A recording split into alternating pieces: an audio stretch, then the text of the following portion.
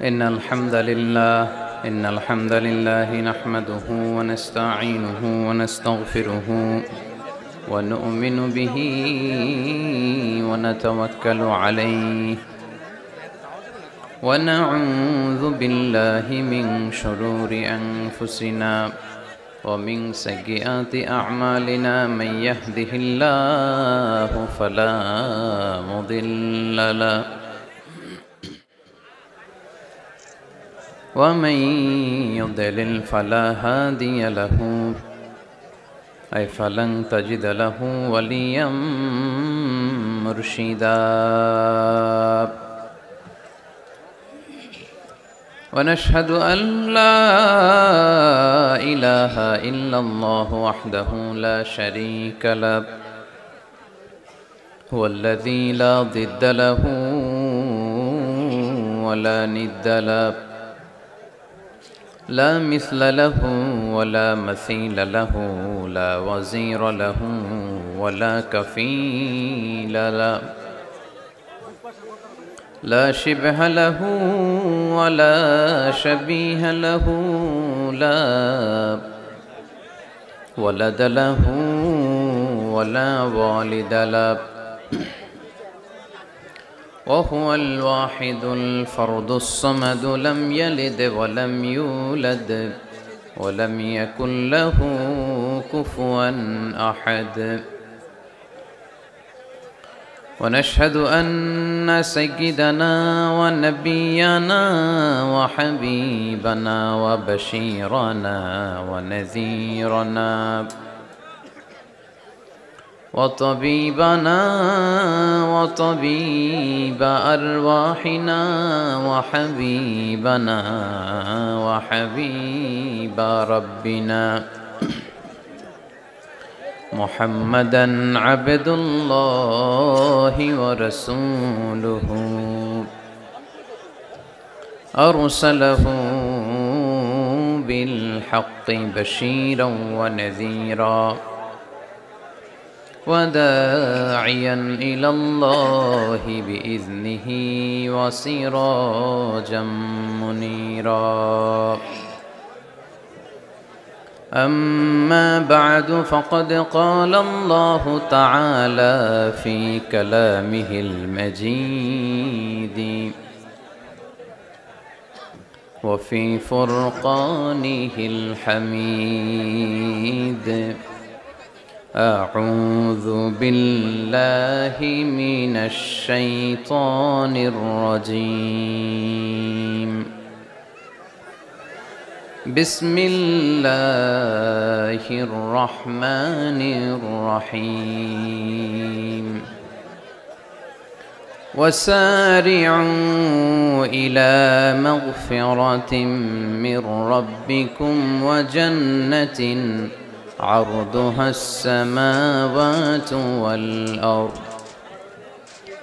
أعدت للمتقين إن الله وملائكته يصلون على النبي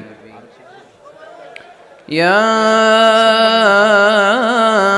أيها الذين آمنوا صلوا عليه وسلموا تسليما اللهم صل على محمد وعلى آل محمد كما صليت على إبراهيم وعلى آل إبراهيم إنك حميد مجيد اللهم بارك على محمد وعلى آل محمد كما باركت على إبراهيم وعلى آل إبراهيم إنك حميد مجيد সকল প্রশংসার মালিককে সকল ক্ষমতার উৎসকে কেউ যেটা পারে না পারে কে কেউ যেটা দেখে না দেখে কে কেউ যেটা দেয় না দেয় কে সে আল্লাহর জন্য আমরা পড়ব আলহামদুলিল্লাহ সবাই পড়ি রব্বানা লাকাল হামদ হামদান কাসীরান তয়্যিবান মুবারাকান ফীহি ইয়া রাব্বি লাকাল হামদু কামা ইয়ানবাগি লিজালালি ওয়াজহিকা ওয়া আযীমি সুলতানিকা লাকাল হামদু বিল ঈমান লাকাল হামদু বিল ইসলাম লাকাল হামদু বিল কুরআন। আমরা প্রশংসা করলাম কার? সব সময় প্রশংসা করব কার? খাওয়ার সময়, ঘুমানোর সময়, সব কিছুর সময় প্রশংসা চলবে একজনের। তিনি কে? আল্লাহ তাআলাকে রব হিসেবে পেয়ে আমরা খুশি না বেজার? আল্লাহ রাসূল সাল্লাল্লাহু আলাইহি ইসলামকে নবী হিসেবে পেয়ে আমরা খুশি না বেজার? আল্লাহ রাসূল সাল্লাল্লাহু আলাইহি ইসলামের চেয়ে শ্রেষ্ঠ মানুষ পৃথিবীতে হতে পারে? The most amazing personality in the world, গোটা বিশ্বের সবচাইতে অসাধারণ ব্যক্তিত্ব। তিনি মানুষ ছিলেন, কিন্তু সাধারণ মানুষ নন, অসাধারণ মানুষ। তিনি মানব, যেন তেন মানব নন, তিনি মহামানব। এজন্য তার প্রশংসা শুধু আমরাই করি না, গোটা বিশ্বের সবাই করে, ঠিক কিনা? বিষ্ণু ঈসা ইসলামকে লোকজন সুপারম্যান বলতে বাধ্য হয়েছে, মানে এমন লোক যে মাটি ধরলে এটা সোনা হয়ে যায়। পরশ পাথর ছিল তার হাতে, সুবহানাল্লাহ পড়েন। সে কোন বন্ধু বলো বেশি বিশ্বস্ত, সে কোন বন্ধু বলো বড় বিশ্বস্ত, কার কাছে মন খুলে দেয়া যায়, কার কাছে প্রাণ খুলে দেয়া যায়, হওয়া যায় অতি আশ্বস্ত, তার নাম আহমদ বড় বিশ্বস্ত। সুবহানাল্লাহ পড়েন। সাইয়েদনা ঈসা আলাইহিস সালামকে আল্লাহ পৃথিবীতে পাঠিয়েছেন শুধু এই অ্যানাউন্সমেন্টটা দেওয়ার জন্য যে ইয়াতি মিন বাদি ইসমুহু আহমদ, আমার পরে একজন নবী আসবে যার নাম হবে আহমদ। আহমদ বড় বিশ্বস্ত। এজন্য রাসূল সাল্লাল্লাহু আলাইহি ইসলামকে আমরা নবী হিসেবে পেয়ে খুশি না বেজার? ইসলামকে ধর্ম হিসেবে পেয়ে খুশি না বেজার? কিন্তু অনেকেই আমরা যে মুসলমান এটা নিয়ে খুশি না। তারা সাহসিকতার সাথে ঘোষণা দিতে পারে না যে ইন্নী মিনাল মুসলিমিন। কিন্তু আমাদের ইসলাম নিয়ে গর্ব করা উচিত, কারণ এই ধর্মকে পাঠিয়েছে কে? এটা মন মস্তিষ্ক প্রসূত কোনো ধর্ম নয়, ঠিক কিনা? এটা কি আমাদের বাপ দাদার কথা অনুযায়ী চলে? ইসলাম কি নেতার কথা অনুযায়ী চলে? মসজিদের ইমামের কথা অনুযায়ী চলে? ইসলামের বিধানগুলো সরাসরি নাজিল করেছে কে? সাইয়েদনা ওমর ফারুক বলতেন, নাহনু কওমুন আ'আজ্জানাল্লাহু বিল ইসলাম, আমরা তো এমন জাতি যে জাতিকে আল্লাহ তাআলা ইসলামের দ্বারা সম্মানিত করেছে। আমাদের সম্মান ইসলামে। আমাদের সম্মান কোথায়? ফাইন ইবতাগাইনাল ইজ্জাতা বিগাইরিহি আযাল্লানাল্লাহ, ইসলাম রেখে দিয়ে অন্য কোথাও যদি আমরা সম্মান তালাশ করি তাহলে আমাদেরকে অপমানিত করে ছাড়বে কে? এজন্য আমরা যে মুসলমান এটা বুক ফুলিয়ে বলা যাবে তো? পৃথিবীর সব নবীরা মুসলমান ছিলেন। আল্লাহর দেয়া ধর্মের নাম হচ্ছে ইসলাম, এবং এই ইসলামের বিজয় অবশ্যম্ভাবী। পড়েন সুবহানাল্লাহ। যার প্রমাণ আমরা পত্রপত্রিকা খুললে, ইন্টারনেট ব্রাউজ করলে, BBC news, Al Jazeera news, CNN, cable news নেটওয়ার্কের নিউজ পড়লে আমরা জানতে পারি যে গোটা বিশ্বের বিভিন্ন ধর্মাবলম্বী লোকেরা নিজেদের ধর্ম রেখে দিয়ে তারা কালিমা পড়ে মুসলমান হয়ে যাচ্ছে। খুশি লাগে আপনাদের? আপনারা কি জানেন যে আমরা ইবাদত করি মসজিদে, খ্রিস্টানরা ইবাদত করে কোথায়? গির্জায়, তাই না? গির্জাকে ইংরেজিতে কি বলে জানেন? চার্চ বলে। তো ইউরোপে এবং আমেরিকাতে যে গির্জাগুলো আছে, এই গির্জাগুলো তারা বিক্রি করতে শুরু করে দিয়েছে। এর কারণ খ্রিস্টানরা তাদের গির্জাগুলোতে ইবাদত করতে যায় না। আমরা তো নামাজ 3 ওয়াক্ত পড়ি, 2 ওয়াক্ত বা 5 ওয়াক্ত, 7 দিনে তো একবার হাজিরা দিতে যাই, ঠিক কিনা? তো ওদের এমন দশা আছে, ওদের গির্জাগুলোতে 1 মাসও যায় না, 6 মাসও একবার যায় না। তো এই গির্জা রাইখা লাভ আছে? লাভ নাই। এই গির্জা ওরা বিক্রি করতে শুরু করেছে, আর ওখানকার মুসলিম কমিউনিটির নেতারা এই সুযোগে এই গির্জাগুলো কম দামে কিনে এটারে মসজিদ বানাইতে শুরু করছে। ইউরোপ আমেরিকাতে আলহামদুলিল্লাহ, আপনারা শুনে খুশি হবেন, ওরা ইসলামিক সেন্টার বলে এগুলোরে। কি বলে? Islamic centre.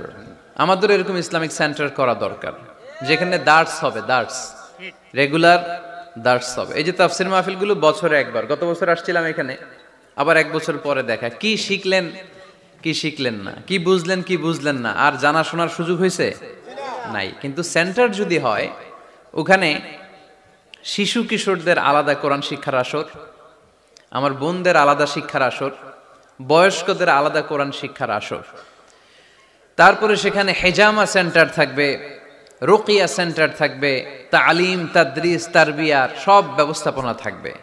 এজন্য সব জায়গায় এরকম সেন্টার থাকার দরকার আছে না নাই? যতদিন আমরা এই ইউনাইটেড থাকব, ততদিন আমাদের দিকে চোখ তুলে তাকাবার খবরদারি কারো থাকবে না। আর ইউনিটি যখন ব্রেকডাউন করবে, আমরা শতদা বিভক্ত, একজন আরেকজনের গালি দিবে, একজন আরেকজনের কাফের বলবে, তখনই সমাজের সব শান্তি সুখ এগুলো বিনষ্ট হতে চলবে। জোরে বলেন ঠিক কিনা? মুসলিম উম্মার মধ্যে এখন এই সমস্যা, ইউনিটি নাই। We don't have any central leadership, আমাদের কেন্দ্রীয় নেতৃত্ব নাই।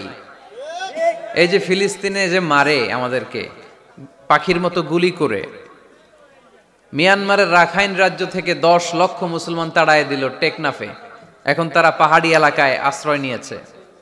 সিরিয়াতে মার খেয়ে গোটা বিশ্বে এরা ছড়িয়ে আছে। এই যে মুসলমানরা গোটা বিশ্বে মার খায়, আমাদের পক্ষে কথা বলার মতো আমাদের কোনো কেন্দ্রীয় লিডার আছে?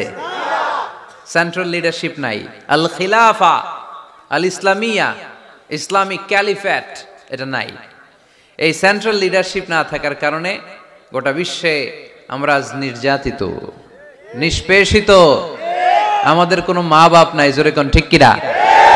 এদিকে লাথি মারলে ওইদিকে যাই, ওদিকে লাথি মারলে এদিকে আসি। আমাদের পক্ষ নিয়ে, আমাদের স্বার্থ নিয়ে যে কথা বলবে, জাতিসংঘে হুঙ্কার তুলবে, ওআইসি থেকে ঘোষণা আসবে, ওরকম একটা নেতাও আমাদের নাই। জোরে বলেন ঠিক কিনা? ওমরে ফারুকের মতো যদি একটা নেতা থাকতো, তাহলে গোটা বিশ্বে মুসলমানরা এক আমব্রেলার নিচে, এক ছাতার নিচে চলে আসতো, তাই না? এমন সাহাবী ছিলেন বিষ্ণু ঈসা ইসলাম তার ব্যাপারে বলেছেন, আসাদ্দুহুম ফি আমরিল্লাহি উমর, আল্লাহর জমিনে আল্লাহর দ্বীন বাস্তবায়নের জন্য সবচেয়ে কঠিন সাহাবী ছিল যিনি, তিনি হচ্ছেন উমর। মুনাফিকরা ওমরে ফারুককে দেখে ভয় পেত, খোদ শয়তান ইবলিস ওমরে ফারুককে দেখে ভয় পেত। আলহামদুলিল্লাহ পড়বেন না? বিষ্ণু ঈসা ইসলাম বলতেন, ওমর তুমি যদি এই রাস্তা দিয়ে হাঁটো আর শয়তান তোমারে দেখে, তাহলে শয়তান এই রাস্তা রেখে দিয়ে অন্য রাস্তা দিয়ে হাঁটে। লা নবিয়্যা বা'দি ওয়ালা রাসূলা, আল্লাহ রাসূল বললেন আমার পরে কোনো নবীও নাই, রাসূলও নাই, তবে আমার পরে কেউ যদি নবী হতো, ওমর নবী হয়ে যেত। এরকম একজন ওমরের আমাদের দরকার, এরকম একজন ওমরের অপেক্ষায় আমরা। একজন হলেই চলবে, কয়জন লাগবে? যুগ জামানা পাল্টে দিতে চাই না অনেক জন, এক মানুষই আনতে পারে জাতির জাগরণ। এক মানুষই বিপদকালে বাঁচায় কাফেলায়, ক্ষুদ্র ডিঙ্গি বাঁচায় জাহাজ অসীম দরিয়ায়। কয়জন ওমর দরকার? আমরা সেই ওমরের জন্য অপেক্ষা করছি, যার নেতৃত্বে, যেই আল ইমাম আল মাহদি, যার নেতৃত্বে গোটা বিশ্বে শান্তি সভ্যতা ভদ্রতা আবার প্রতিষ্ঠিত হবে।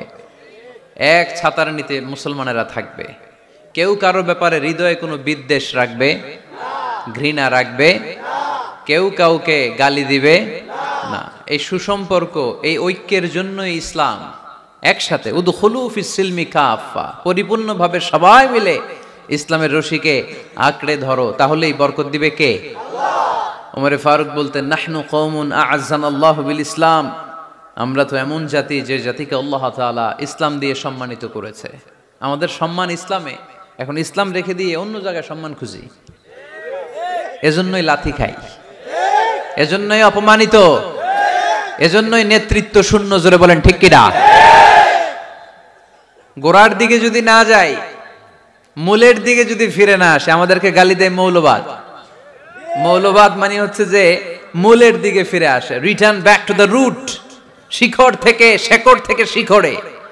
শিখরে যেতে হলে আগে শেকড়ে যেতে হবে, জোরে বলেন ঠিক কিনা? এজন্য ঐক্যের কোনো বিকল্প নাই। আমি আমার আলোচনার শুরুতেই এই মেসেজটা আপনাদের কাছে ড্রপ করতে চাই যে আসুন আমরা কাদা ছোড়াছুড়ি ছেড়ে দেই, হিংসা বিদ্বেষ ভুলে যাই, হৃদয়টারে সবার জন্য উজাড় করে দেই। মুমিনদের হৃদয়ে থাকবে সবার জন্য ভালোবাসা। কি থাকবে? আল্লাহ রাসূল সাল্লাল্লাহু আলাইহি ওয়াসাল্লাম মক্কা থেকে যখন মদিনাতে গেলেন, তিনি দেখলেন দলে দলে লোকজন কালিমা পড়ে মুসলমান হচ্ছে। বড় একটা মুসলিম কমিউনিটি গড়ে উঠল। আল্লাহ রাসূল সাল্লাল্লাহু আলাইহি সাল্লাম খেয়াল করে দেখলেন ওখানে শুধু মুসলিম কমিউনিটি নয়, ওখানে জিউস কমিউনিটি আছে, মানে ইহুদি কমিউনিটি। মদিনাতে ইহুদিরাও থাকতো। আবার খেয়াল করে দেখলেন আশেপাশে খ্রিস্টান কমিউনিটিও আছে। তাহলে মোট কয়টা কমিউনিটি হইল? রাসূল সাল্লাল্লাহু আলাইহি ওয়াসাল্লাম এই তিন দলকে নিয়ে একটা চার্টার করলেন। চার্টার ইতিহাসে এটা মদিনা চার্টার নামে পরিচিত, মদিনা সনদ। সুবহানাল্লাহ পড়েন। তিন ধর্মের লোক, তিন জাতি একসাথে থাকে, আর আমরা এক বাঙালি এক দেশে থাকতে পারি না। এক দল আরেক দলরে বলে তুমি ভারতপন্থী, ওই দল আরেক দলরে বলে তুমি পাকিস্তানপন্থী। বাংলাদেশপন্থী কেউ হতে চায় না। আমরা কোন পন্থী? জোরে বলতে হবে। দেশের স্বার্থটারে সামনে নিয়ে আসতে হবে। তো সম্মানিত সুধী, রাসূল সাল্লাল্লাহু আলাইহি ওয়াসাল্লাম ইহুদিদের সাথে বসেছেন। মদিনা চার্টারে যদি তিন ধর্মের লোক থাকে, মানে Muslim community, Jews community and the Christian community যদি থাকে, তার মানে এই মদিনা সনদের মধ্যে স্বাক্ষর করেছিল তিন কমিউনিটির নেতারা। ইহুদিরাও ছিল, খ্রিস্টানরাও ছিল। তো আল্লাহ রাসূল সাল্লাল্লাহু আলাইহি ওয়াসাল্লাম ইহুদিদের সাথে বসেছেন, চুক্তি করেছেন 10 বছরের লম্বা সময়ের। খ্রিস্টানদের সাথে চুক্তি করেছেন। রাসূল সাল্লাল্লাহু আলাইহি ওয়াসাল্লাম খ্রিস্টানের সাথে বসতে পারে, ইহুদির সাথে বসে সনদ তৈরি করতে পারে, মদিনার সনদ। কিন্তু আমরা মুসলমানের সাথে বসতে পারি, একজন আরেকজনের ছায়া দেখতে পারে না। হিংসা, বিদ্বেষ, জেলাসি, অহংকার, ঠিক কিনা? লা ইয়াদখুলুল জান্নাতা মান কানা ফি কলবিহি হাববাতু খারদাল মিনাল কিবর। যার অন্তরে যাররা পরিমাণ অহংকার থাকে সে কশিনকালেও আল্লাহর জান্নাতে প্রবেশ করতে পারবে না। আমরা যেন এই অহংকার থেকে মুক্ত হতে পারি, আমরা যেন ব্রড মাইন্ডেড হতে পারি, আমরা যেন ভিন্ন মতের লোকদেরকে রেসপেক্ট করতে পারি, ভিন্ন মতকেও যেন আমরা সহ্য করতে পারি। আমাদের দেশে এত কাদা ছোড়াছুরি, এত মারামারি কেন জানেন? আমরা ভিন্ন মতকে দমন করতে চাই, ভিন্ন মতকে আমরা স্পেস দিতে চাই না, ফলেই এত ঠেলাঠেলি। এজন্য মতামত বিভিন্ন থাকবে। This is the beauty of Islam, unity in diversity. Unity in diversity, ঐক্য হবে বৈচিত্র্যের মাঝে। আমাদেরকে ঐক্য খুঁজতে হবে। এক একজন এক এক চেহারা। এই তুমি কালা হইলা কেন, তুমি খাটো হইলা কেন, তুমি লম্বু কেন, এরকম বললে চলবে? এই মেয়ে তুমি বিএনপি করো কেন, তুমি জামাত ইসলাম করো কেন, সব আওয়ামী লীগ হয়ে যাও, বলা যাবে? তুমি এই পীর সাহেবের মুরিদ কেন, আমি যে পীর সাহেবের মুরিদ হইছি ওইখানে আসো না কেন, বলা যাবে না। Unity in diversity. রাসূল সাল্লাল্লাহু আলাইহি ওয়াসাল্লাম ইহুদিদেরকে স্পেস দিয়েছেন, খ্রিস্টানদেরকে স্পেস দিয়েছেন। মনে রাখতে হবে ঐক্য প্রক্রিয়ার নাম হচ্ছে, এটা এমন একটা প্রক্রিয়া যেখানে সবাই একই চিন্তা চেতনা পোষণ করবে এমনটা নয়, বরং এক একজনের এক এক চিন্তা, কিন্তু মৌলিক বিষয়ে সবাই এক। ইউনিটি ইন ডাইভার্সিটি, বৈচিত্র্যের মাঝে আমাদেরকে ঐক্য খুঁজতে হবে। প্রিয় ভাইরা, কথা বুঝতে পেরেছেন? আপনারা কি ঐক্যের পক্ষে না বিপক্ষে? আমরা যেন ঐক্যবদ্ধ হতে পারি, আল্লাহ তুমি তৌফিক দান করো। আমরা যেন হিংসা বিদ্বেষ ভুলে যে ইসলামের কল্যাণে কাজ করতে পারি, তুমি তৌফিক দান করো। আরো জোরে পড়ি আমিন। লক্ষ্মীপুর দৌলত খাঁ বাড়ির যুব সমাজের উদ্যোগে আজকের 2 দিনব্যাপী তাফসীরুল কোরআনের মাহফিলের সমাপনী রজনী। আজকের প্রোগ্রামের সম্মানিত সভাপতি হচ্ছেন অধ্যক্ষ গোলাম সারোয়ার সাঈদী পীর সাহেব, আড়াইবাড়ি দরবার শরীফ, আমার প্রিয় নানা ভাই। উনি ফোন করে বললেন যে আসবেন প্রোগ্রামে আর কি। তো আসতেছেন আমার সাথে দেখা করার জন্য, অনেকদিন দেখা হয় না। মাঝখানে মালয়েশিয়াতে গিয়েছিলেন, 2 নানা নাতি মিলে ঘুরছি অনেক জায়গায়। মালয়েশিয়ার এক মন্ত্রণালয়েও আমরা অনেক ঘুরলাম, অনেকের সাথে আমরা মিটিং করলাম। তো হঠাৎ করে শুনলাম এখন স্টেজে ওঠার আগে নানা ভাই অসুস্থ হয়ে গেছেন, শ্বাসকষ্ট হচ্ছে, আসার কথা ছিল, এখন হসপিটালে যাবেন। তো আমরা আমার প্রিয় নানা ভাইয়ের জন্য সবাই মিলে আজকের প্রোগ্রাম থেকে দোয়া করি, আল্লাহ তাআলা যেন শিফায়ে কামেলা আজেলা নাসিব করে, খুব দ্রুত সুস্থ হয়ে আবার যেন দাওয়াতি কাজে মনোনিবেশ করতে পারে, আল্লাহ তৌফিক দান করুক। আজকের প্রোগ্রামের সহসভাপতি হচ্ছেন মাওলানা আমিরুল ইসলাম সিদ্দিকী, খতিব, লক্ষ্মীপুর কেন্দ্রীয় জামে মসজিদ। আসছেন উনি? আচ্ছা, আপনি। প্রধান অতিথি জনাব অ্যাডভোকেট রাশেদুল কাউসার ভূঁইয়া জীবন, চেয়ারম্যান উপজেলা পরিষদ। আসছে? বিশেষ কাজে ঢাকা। বিশেষ অতিথি জনাব ইখতিয়ার আলম রনি, সাধারণ সম্পাদক বাংলাদেশ আওয়ামী লীগ, ৯ নং কায়েমপুর ইউনিয়ন শাখা। আসছে?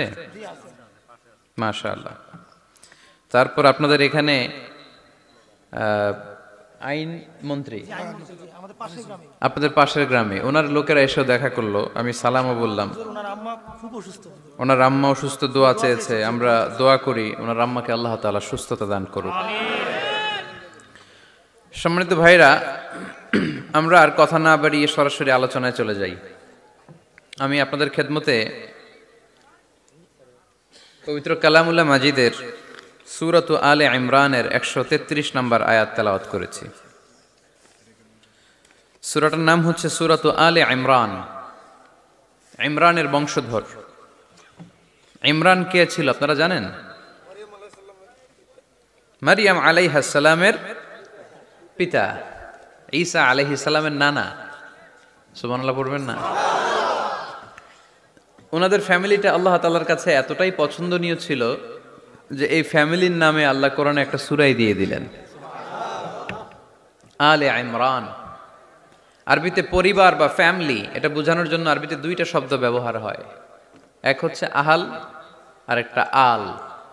আহাল এটা সম্মানিতদের ক্ষেত্রেও হয়, আবার সাধারণ মানুষদের ক্ষেত্রেও হয়। যেমন রাসূল সাল্লাল্লাহু আলাইহি ওয়াসাল্লামের পরিবারবর্গ, ওনারা অনেক সম্মানিতা, অনেক সম্মানিত। তো আল্লাহ রাসূল সাল্লাল্লাহু আলাইহি ওয়াসাল্লামের পরিবারের ক্ষেত্রে বলা হয় আহলে বাইত। আবার আমার পরিবার, আপনার পরিবার, আমাদের পরিবার বা স্ত্রী, এটা বোঝাতে আরবিতে আহাল শব্দটা ব্যবহৃত হয়। কিন্তু আল শব্দটা সাধারণ কোনো ফ্যামিলির ক্ষেত্রে আল্লাহ ব্যবহার করেন নাই। ভালো হোক বা খারাপ হোক, সম্ভ্রান্ত হওয়া লাগবে, ডিগনিফাইড এন্ড প্রেস্টিজিয়াস ফ্যামিলির হওয়া লাগবে। ডিগনিফাইড ফ্যামিলির যদি হয়,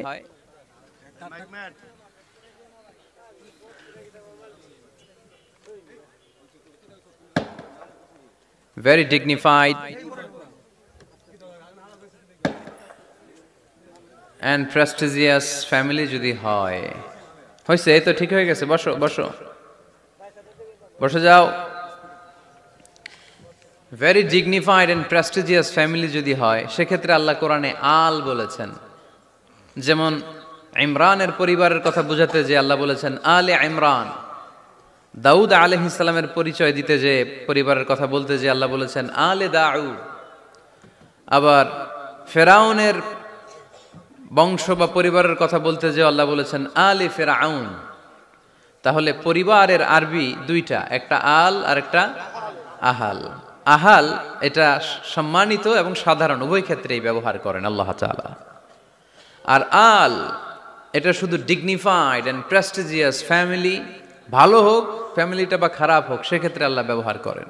তারই ধারাবাহিকতায় ইমরান, ওনার যে ফ্যামিলি, মারিয়াম আলাইহিস সালাম ছিলেন তার কন্যা, তার স্ত্রীর নাম ছিল হান্না বিনতে ফাখুস। এই ফ্যামিলিটা আল্লাহর কাছে বড্ড প্রিয় একটা ফ্যামিলি। এজন্য আল্লাহ তাআলা এই ফ্যামিলির নামে কোরআনে একটা সূরা দিয়েছেন। কোরআনের চ্যাপ্টারাইজেশন গুলো অনেক সুন্দর। আমি প্রায় বলে থাকি, মানুষের নামে সূরা, প্রাণীর নামে সূরা, বংশের নামে একটা সূরা আছে, সূরাতুল কুরাইশ আছে না?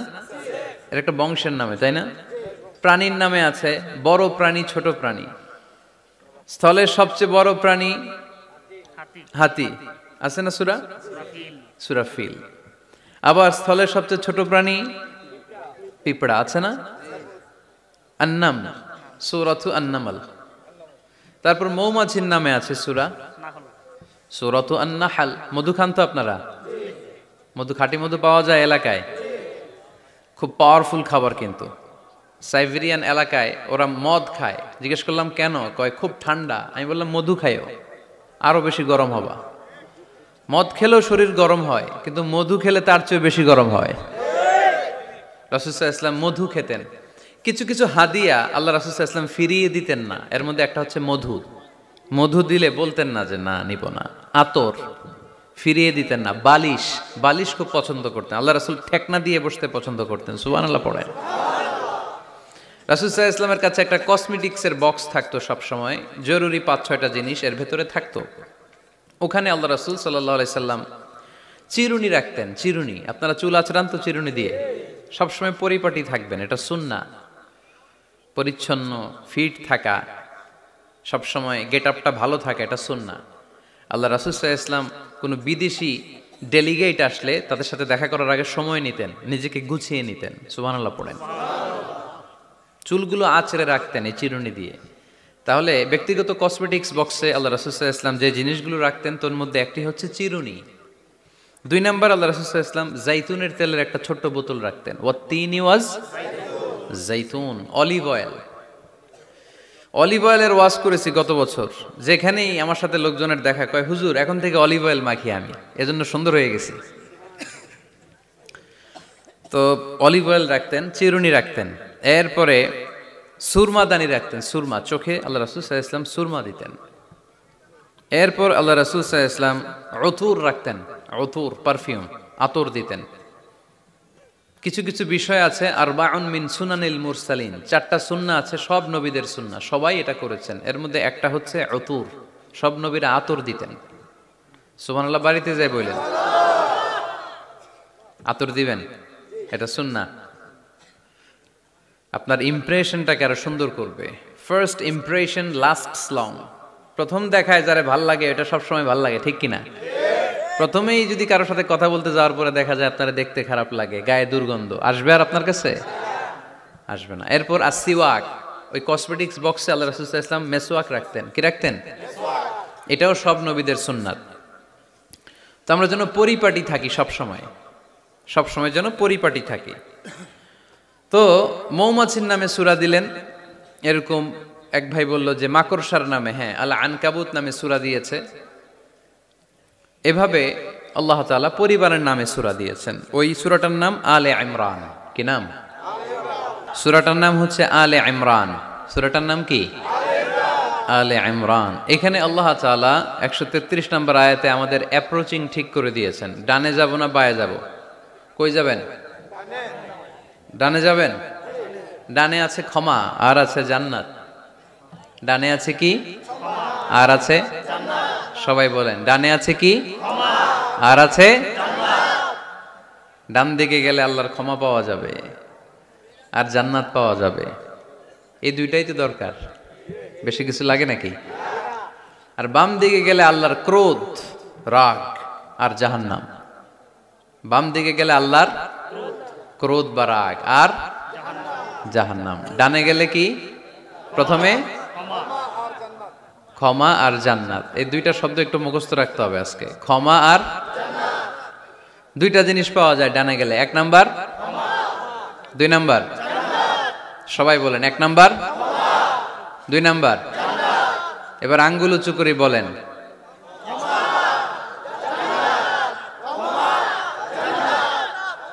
মাশাআল্লাহ। তাহলে ডানে গেলে পাওয়া যায় ক্ষমা আর জান্নাত, বায়ে গেলে পাওয়া যায় আল্লাহর ক্রোধ বা রাগ আর জাহান্নাম। নাও দ্য ডিসিশন ইজ ইয়োর্স। সিদ্ধান্ত আপনাদের। where to go, where to approach and where to proceed, where to move on। কোন দিকে যাবেন? এই কয়েকজনের সিদ্ধান্ত ডানে, বাকিদের? আপনাদেরও ডানে। যারা দাঁড়ায় আছেন তাহলে আওয়াজ করে বলতে হবে ছুটবো কোথায়, ডানে না বায়ে? আল্লাহ এটাই বলেছেন, ওয়াসারিউ ইলা মাগফিরাতিন মির রাব্বিকুম ওয়া জান্নাতিন আরদুহাস সামাওয়াতু ওয়াল আরদ। ছোট, সারিউ মানে ছোট। যারা আলেম আছেন তারা জানেন সারিউ মানে কি? ছোট। ধাবিত হও ইলা মাগফিরাতিম মির রাব্বিকুম, তোমার রবের পক্ষ থেকে ক্ষমার দিকে, ওয়া জান্নাতিন, আর এমন জান্নাতের দিকে, আরদুহাস সামাওয়াতু ওয়াল আরদ, যে জান্নাতের বিস্তৃতি হচ্ছে আকাশ জমিন বিস্তৃত। পড়েন সুবহানাল্লাহ। তাহলে আল্লাহ ডান দিকে ছুটতে বললেন, ক্ষমার দিকে ছোট, জান্নাতের দিকে ছোট। ক্ষমা লাভের প্রতিযোগিতা করো, জান্নাত লাভের প্রতিযোগিতা করো। কিন্তু আমরা কি ক্ষমা আর জান্নাত লাভের প্রতিযোগিতা করি? আমরা কি ভালো কাজের প্রতিযোগিতা করি? আল্লাহ বললেন ফাস্তাবিকুল খায়রাত, ভালো কাজের জন্য প্রতিযোগিতা করো। আমরাও প্রতিযোগিতা করি খারাপ কাজের, তাই না? দুনিয়া কামানোর প্রতিযোগিতা করি আমরা। কি করে বেশি অর্থ উপার্জন করে যায়, হালাল পন্থায় হোক বা হারাম পন্থায় হোক, টাকা কামানোর প্রতিযোগিতা আছে না নাই? ক্ষমতার দাপট দেখিয়ে লড়াইয়ে টিকে থাকার প্রতিযোগিতা করি আমরা, জোরে কোন ঠিক কিনা? আমরা প্রাসাদ বানানোর প্রতিযোগিতা করি, আমরা বিশ্ব সুন্দরীর প্রতিযোগিতা করি, আমরা প্রতিযোগিতা করি কে হবে মাসুদ রানা। এটাও জানেন আপনারা? কে হবে সৎ মানুষ, কে হবে আদর্শ বাংলাদেশী, এরকম প্রতিযোগিতা আছে। সবাই কি হইতে চায়? মাসুদ রানা। বিশ্ব সুন্দরীর প্রতিযোগিতা, মাসুদ রানার প্রতিযোগিতা, টাকা কামানোর প্রতিযোগিতা, ক্ষমতার লড়াইয়ে টিকে থাকার প্রতিযোগিতা। কিন্তু আল্লাহ বললেন নো, ফাস্তাবিকুল খায়রাত, ভালো কাজের প্রতিযোগিতা করো। আল্লাহ বুঝাতে চাইলেন দুনিয়ার ক্ষণস্থায়ী প্রতিযোগিতায় নেমে সময় নষ্ট করো না, ভালো কাজের প্রতিযোগিতা করো। আর ক্ষমার জান্নাত লাভের জন্য ছোট। এটা এমন জান্নাত যেই জান্নাতটা আকাশ জমিন বিস্তৃত। সুবহানাল্লাহ পড়ে। ওয়াসারিউ ইলা মাগফিরাতিম মির রাব্বিকুম ওয়া জান্নাতিন আরদুহাস সামাওয়াতু ওয়াল আরদ উইদ্দাত লিল মুত্তাকিন। সুবহানাল্লাহ পড়েন। ও আমার গোলামেরা, আমার বান্দারা, ছোট দৌড়াও, জান্নাতের দিকে দৌড়াও, ক্ষমার দিকে দৌড়াও। ক্ষমা অর্জনের জন্য প্রতিযোগিতা করো, জান্নাত লাভের প্রতিযোগিতা করো। এমন জান্নাত আরদুহাস সামাওয়াতু ওয়াল আরদ, যেই জান্নাত আকাশ জমিন পর্যন্ত বিস্তৃত, বিশাল জান্নাত। জান্নাতে কি ধাক্কাধাক্কি আছে? ঠেলাঠেলি? জায়গা নিয়ে মারামারি? আমাদের বাংলাদেশে জায়গা নিয়ে মারামারি আছে না নাই? কোর্ট পর্যন্ত গড়ায়, তাই না? সামান্য 1 বিঘত জায়গার জন্য কোথায় চলে যায়? কোর্টে। কোর্ট পর্যন্ত গড়ায়। কিন্তু জান্নাতে এই জায়গা নিয়ে ধাক্কাধাক্কি হবে? বিশাল জান্নাত, বিশাল জান্নাত। সর্বশেষ যেই লোকটা 1000 বছর জাহান্নামে পোড়ার পরে জান্নাতে ঢুকবে, ওই লোকের জান্নাতের যে সাইজ হবে, এটা এই দুনিয়ার সাইজের 10 গুণ বড় হবে। আগের কালে আমাদের যে দরজাগুলো ছিল গ্রাম বাংলায়, দরজাগুলোর 2টা কপাট ছিল, জানেন? 2টা কপাট একসাথে আইনার পরে তালা লাগাইতো। এখনই না 1 কপাটের দরজা শার্ট করে খুলে যায়, এখনো আছে। তো আল্লাহ রাসূল সাল্লাল্লাহু আলাইহি ওয়াসাল্লাম বললেন জান্নাতের যে দরজার 2টা কপাট, এই 2টা কপাটের একটা কপাট কত বড় শোনো। ইন্না আল মিসরাআইন মিন মাসারি'আল জান্নাহ মা বাইনা মাক্কাহ ওয়া হাজার। জান্নাতের 2 দরজার 2 কপাটের একটার সাইজ হচ্ছে সৌদির মক্কা শহর থেকে বাহরাইনের হাজার শহর যত দূর, জান্নাতের একটা কপাটের দূরত্ব তত দূর।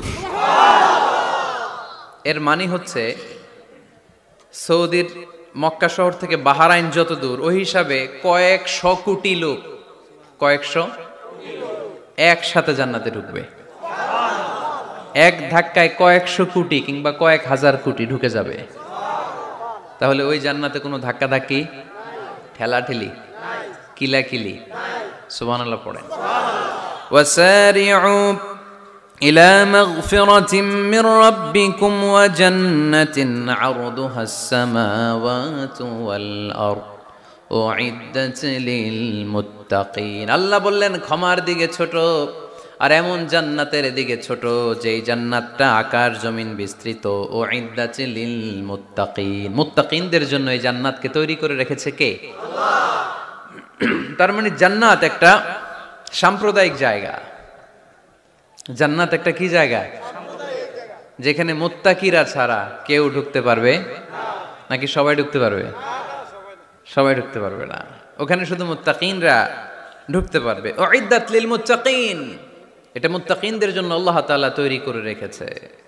হাদিসে কুদসিতে আল্লাহ তাআলা বলেছেন, এই উইদ্দাতের এই শব্দের ব্যবহারই করেছেন, আ'দাতু লিইবাদিয়াস সালিহিন, আমি আমার নেককার বান্দাদের জন্য এমন জান্নাত বানিয়েছি, মা লা আইনুন রাআত, পৃথিবীর কোনো চোখ ওই জান্নাতের সৌন্দর্য দেখে নাই। ওয়ালা উযুনুন সামিআত, পৃথিবীর কোনো কান জান্নাতের কোনো সুন্দর শব্দের আওয়াজ শুনে নাই। ওয়ালা খাতারা আলা কলবি বাশার, মানুষ কল্পনাও করতে পারবে না যে জান্নাত কত সুন্দর। সুবহানাল্লাহ, আরো আসতে পড়েন। আল্লাহ বললেন উইদ্দাত লিল মুত্তাকিন, আমি আমার মুত্তাকিন বান্দাদের জন্য তৈরি করেছি। মুত্তাকিরা ছাড়া কেউ জান্নাতে প্রবেশ করতে পারবে নাকি? পারবে না। এখন মুত্তাকি কারা, তাদের বর্ণনা আল্লাহ সামনে দিবেন, শুনবেন আপনারা? আচ্ছা, এটা হচ্ছে কোরআনের একটা বর্ণনা ভঙ্গি। কোরআনের মধ্যে অনেক বেশি কোহেরেন্স আছে, সিকোয়েন্সটা অনেক সুন্দর। যখনই আল্লাহ বলবেন কাফিরিন, কাফের কারা, তার বর্ণনা দিবেন। এরপর যখন আল্লাহ বলবেন মুনাফিকিন, মুনাফিকিন কারা, আল্লাহ বর্ণনা দিবেন। এরপর যখনই আল্লাহ বলেছেন মুত্তাকিন, মুত্তাকিন কারা, তারপরে তার বর্ণনা দিবে। সুবহানাল্লাহ পড়েন। যেমন আল্লাহ সূরা বাকারার শুরুতেই মুত্তাকিদের বর্ণনা দিয়েছেন।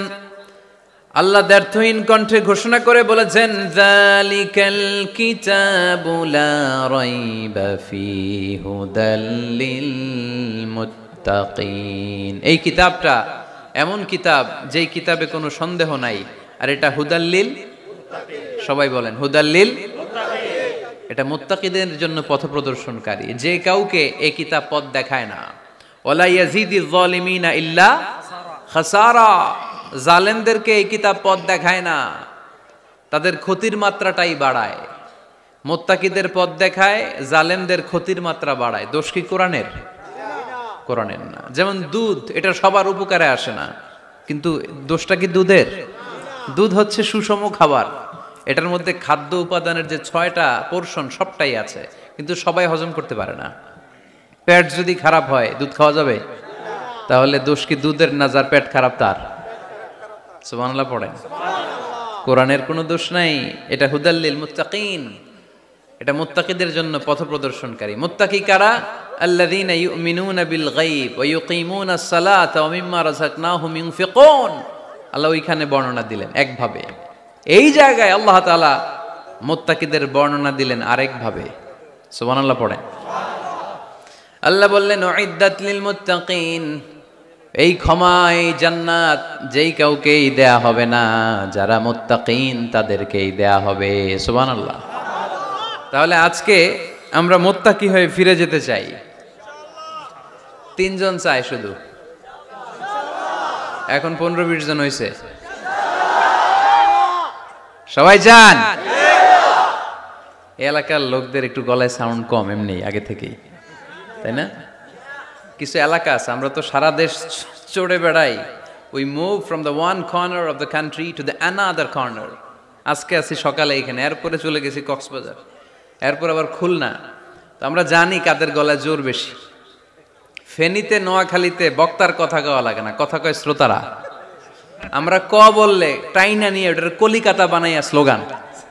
কলিকাতা কই নাই আমি, শুধু ক বলছি। কি বলছি? ওটারে টাইনা কি বানাইছে?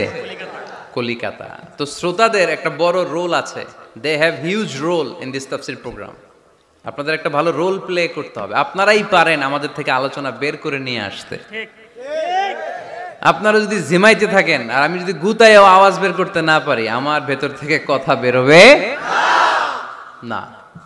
আর আপনারা যদি প্রাণবন্ত থাকেন, সজীব থাকেন শেষ পর্যন্ত, তাহলে কোরআনের সুন্দর সুন্দর কথাগুলো আল্লাহ আমার মুখ দিয়ে বের করায় দিবে।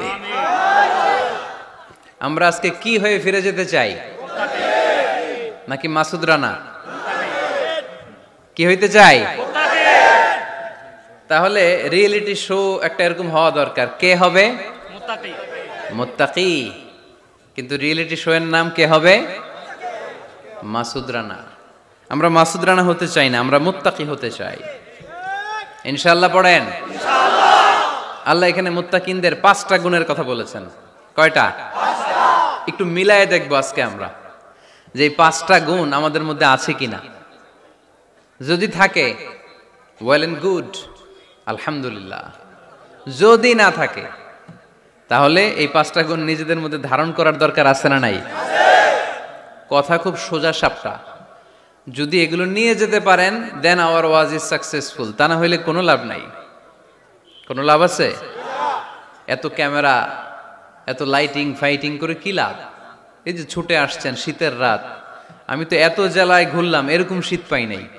আপনাদের লক্ষ্মীপুরে যেই শীত, মাশাআল্লাহ, আমি গাড়ি থেকে বেরোই কাঁপতে শুরু করছি, খুব ঠান্ডা লাগতেছিল আমার কাছে।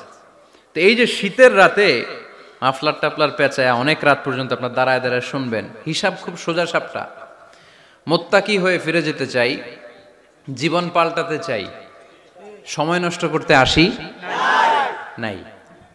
সময়ের অনেক দাম, সময়ের দাম দিতে শিখেন। সময়গুলো অনেক দামি।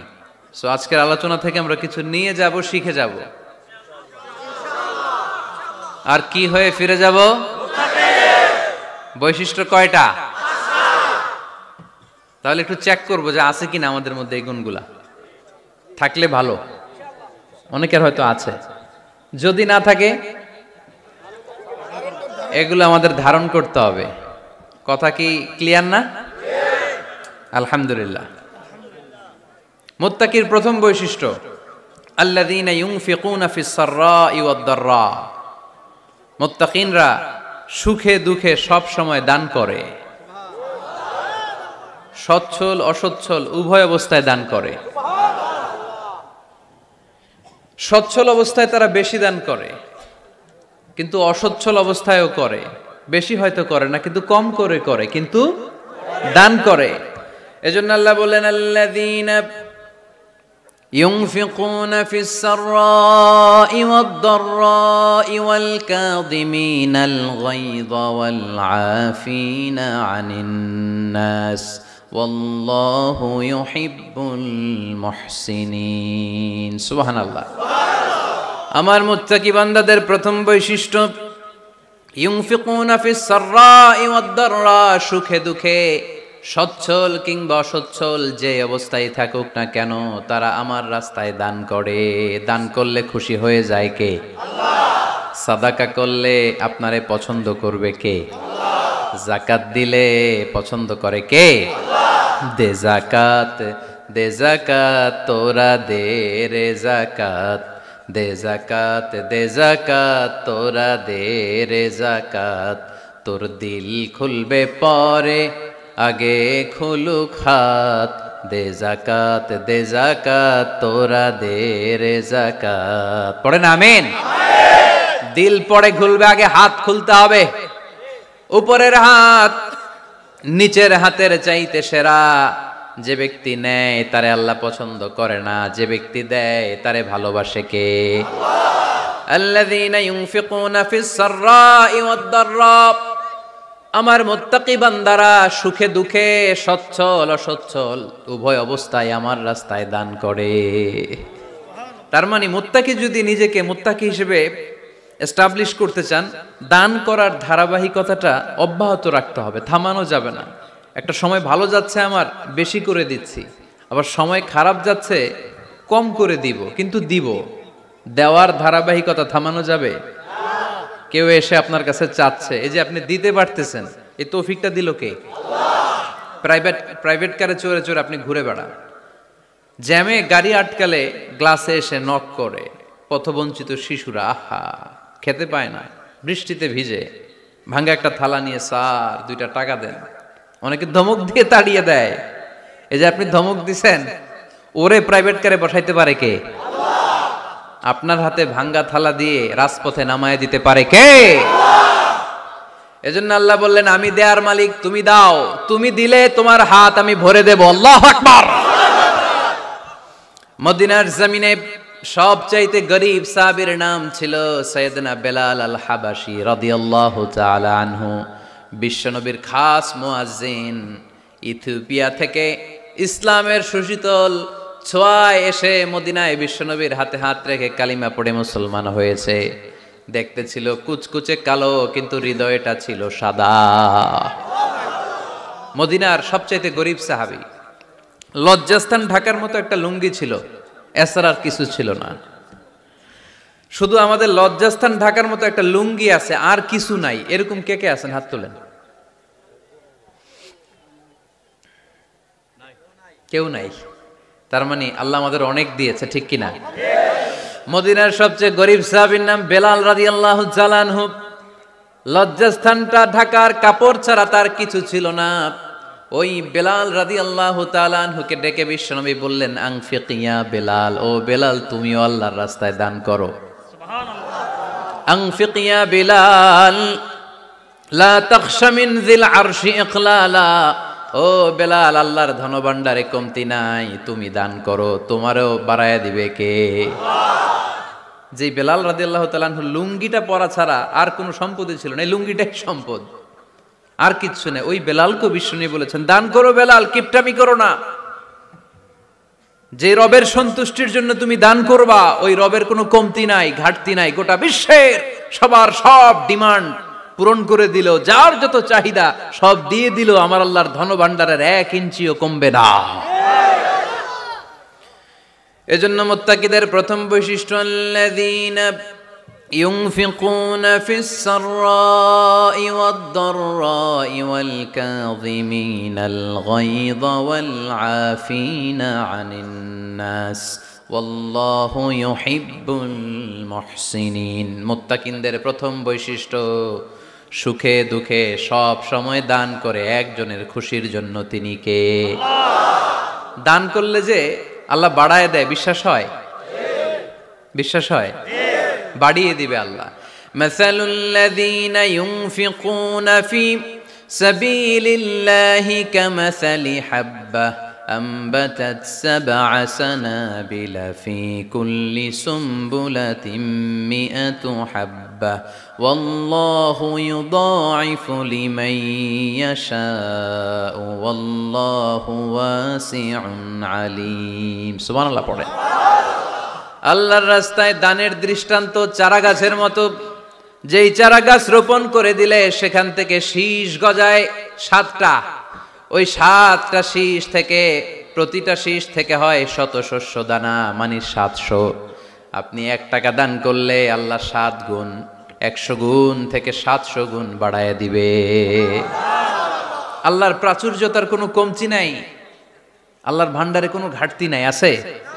এজন্য দিতে হবে। কি করতে হবে? দিলে নতুন করে আসে, না দিলে আসে না। বিশ্বাস হয়? অনেকে বিশ্বাস করে না। আল্লাহ বলেন, আনফিক ইয়া আদম উনফিক আলাইক, এই বনি আদম দাও, দিলে আমিও দেব।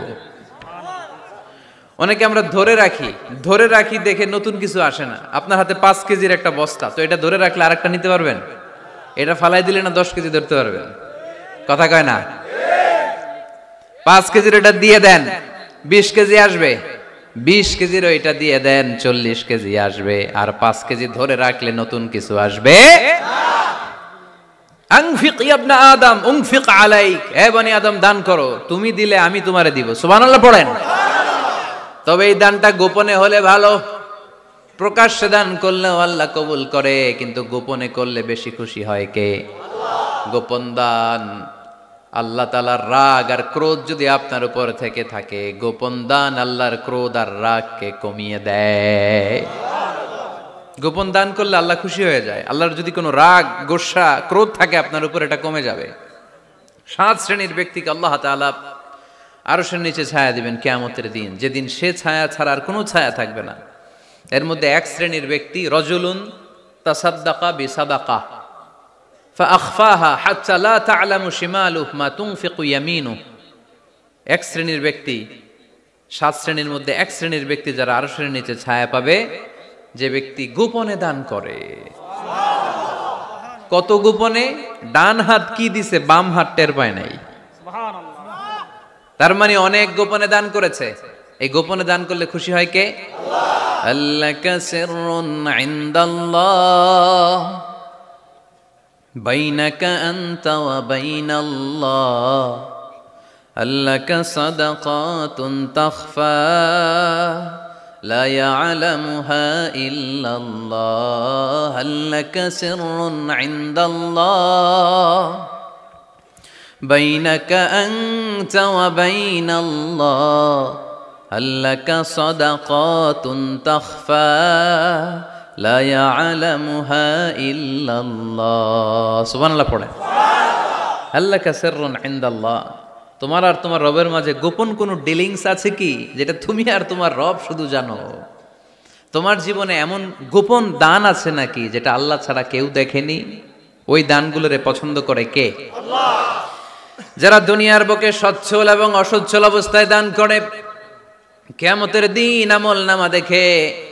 তারা অবাক হয়ে যাবে বলবে আল্লাহ এত ভালো কাজ আমি দুনিয়ায় করি নাই হয়তো এটা আমার আমলনামা নয় ফেরেশতারা ভুল করে অন্যের আমলনামা আমাকে দিয়ে দিয়েছে আল্লাহ বলবেন না আমার ফেরেশতারা ভুল করে না ফেরেশতারা ভুল করে নাকি তোমার আমলনামাই তোমার হাতে পৌঁছেছে দানকারী বলবে আল্লাহ এত ভালো কাজ আমি করি নাই কি করে এত আমলের পাহাড় আল্লাহ বলবে ওই যে আমার খুশির জন্য আমার ভালোবাসায় দুনিয়ার বুকে যে তুমি দান করেছো ওই দানের সওয়াবটাকে পাহাড় পরিমাণ বড় করে আমি আল্লাহ নিজ দায়িত্বে তোর আমলনামায় ঢুকিয়ে দিয়েছি সেই বুখারীর বর্ণনা কামা ইউরাব্বি আহাদুকুম ফুলুয়াহু তোমরা তোমাদের গাভী যেমনে পালো বাছুর পালন কারা কারা দেখি লক্ষ্মীপুরে মাশাআল্লাহ অনেক গরু টরু আছে তো এলাকায় ছাগল পালন কারা কারা ওট পালন কারা কারা দেখি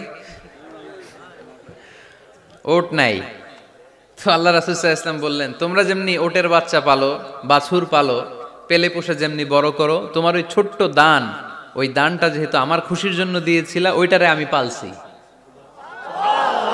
তোমরা যেমনি বাছুর পালছো আমি আল্লাহ তোমার ছোট্ট দানের সওয়াবটাকে পেলেছি পেলে পুষে ইয়া বড় উহুদ পাহাড়ের সমান করে এরপরে তোমার আমলনামায় উঠাইয়া দিছি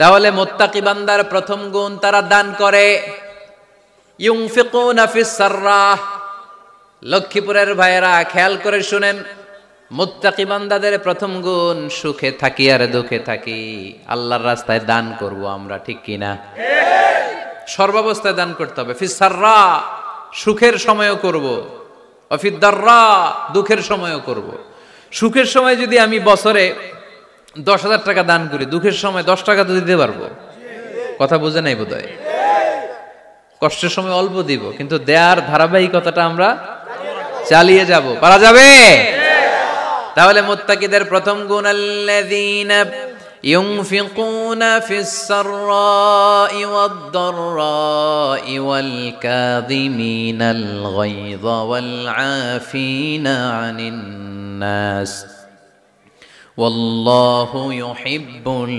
মুহসিনিন মুত্তাকিনদের প্রথম গুণ সুখে দুঃখে মুত্তাকিরা আল্লাহর রাস্তায় দান করে এটা বোঝা গেছে না মনে থাকবে কতক্ষণ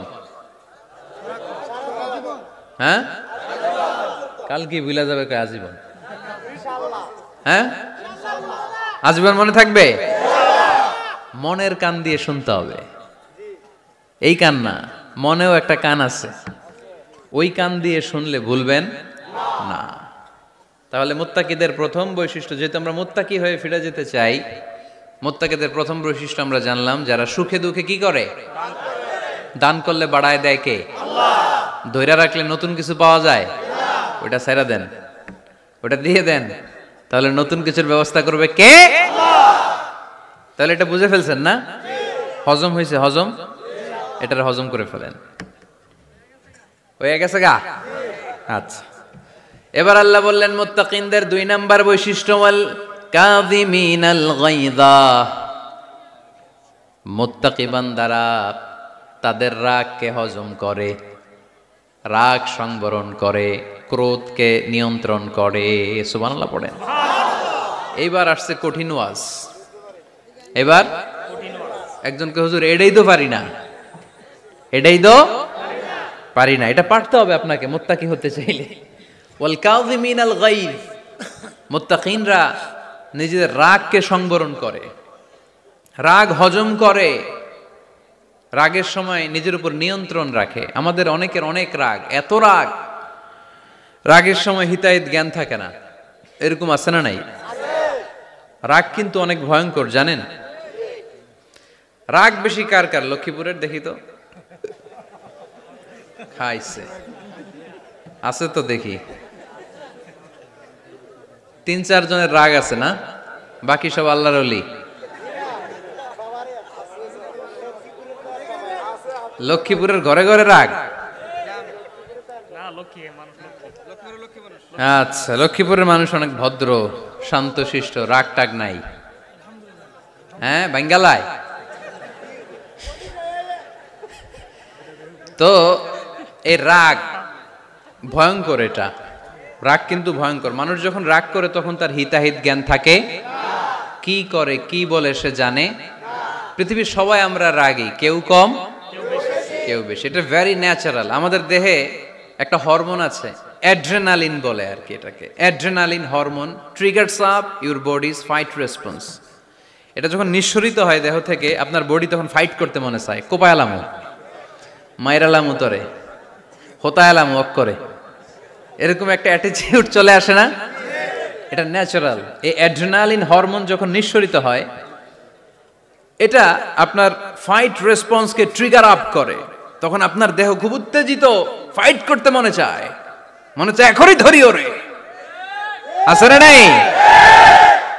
তবে এটা ভালো কাজে লাগাইতে হবে। রাগটা পারা যাবে না। রাগ কিন্তু খুব ভয়ঙ্কর। এই রাগের শারীরিক মানসিক অনেক ক্ষতি আছে। হার্ট অ্যাটাক করে অনেকে রাগে, স্ট্রোক করে ফেলে। রাগ হচ্ছে অনেকটা ঝড়ের মতো। কিসের মতো? ঝড় যেমনি একদিক থেকে এসে সব লন্ড ভন্ড করে দিয়ে অন্য দিক দিয়ে ছুটে চলে যায়, যখন ঝড়টা হয় তখনও তো টের পাওয়া যায় না। রাগও তেমন। যখন রাগটা আসে, কি যে করে ফেলছি তখন বোঝা যায় না।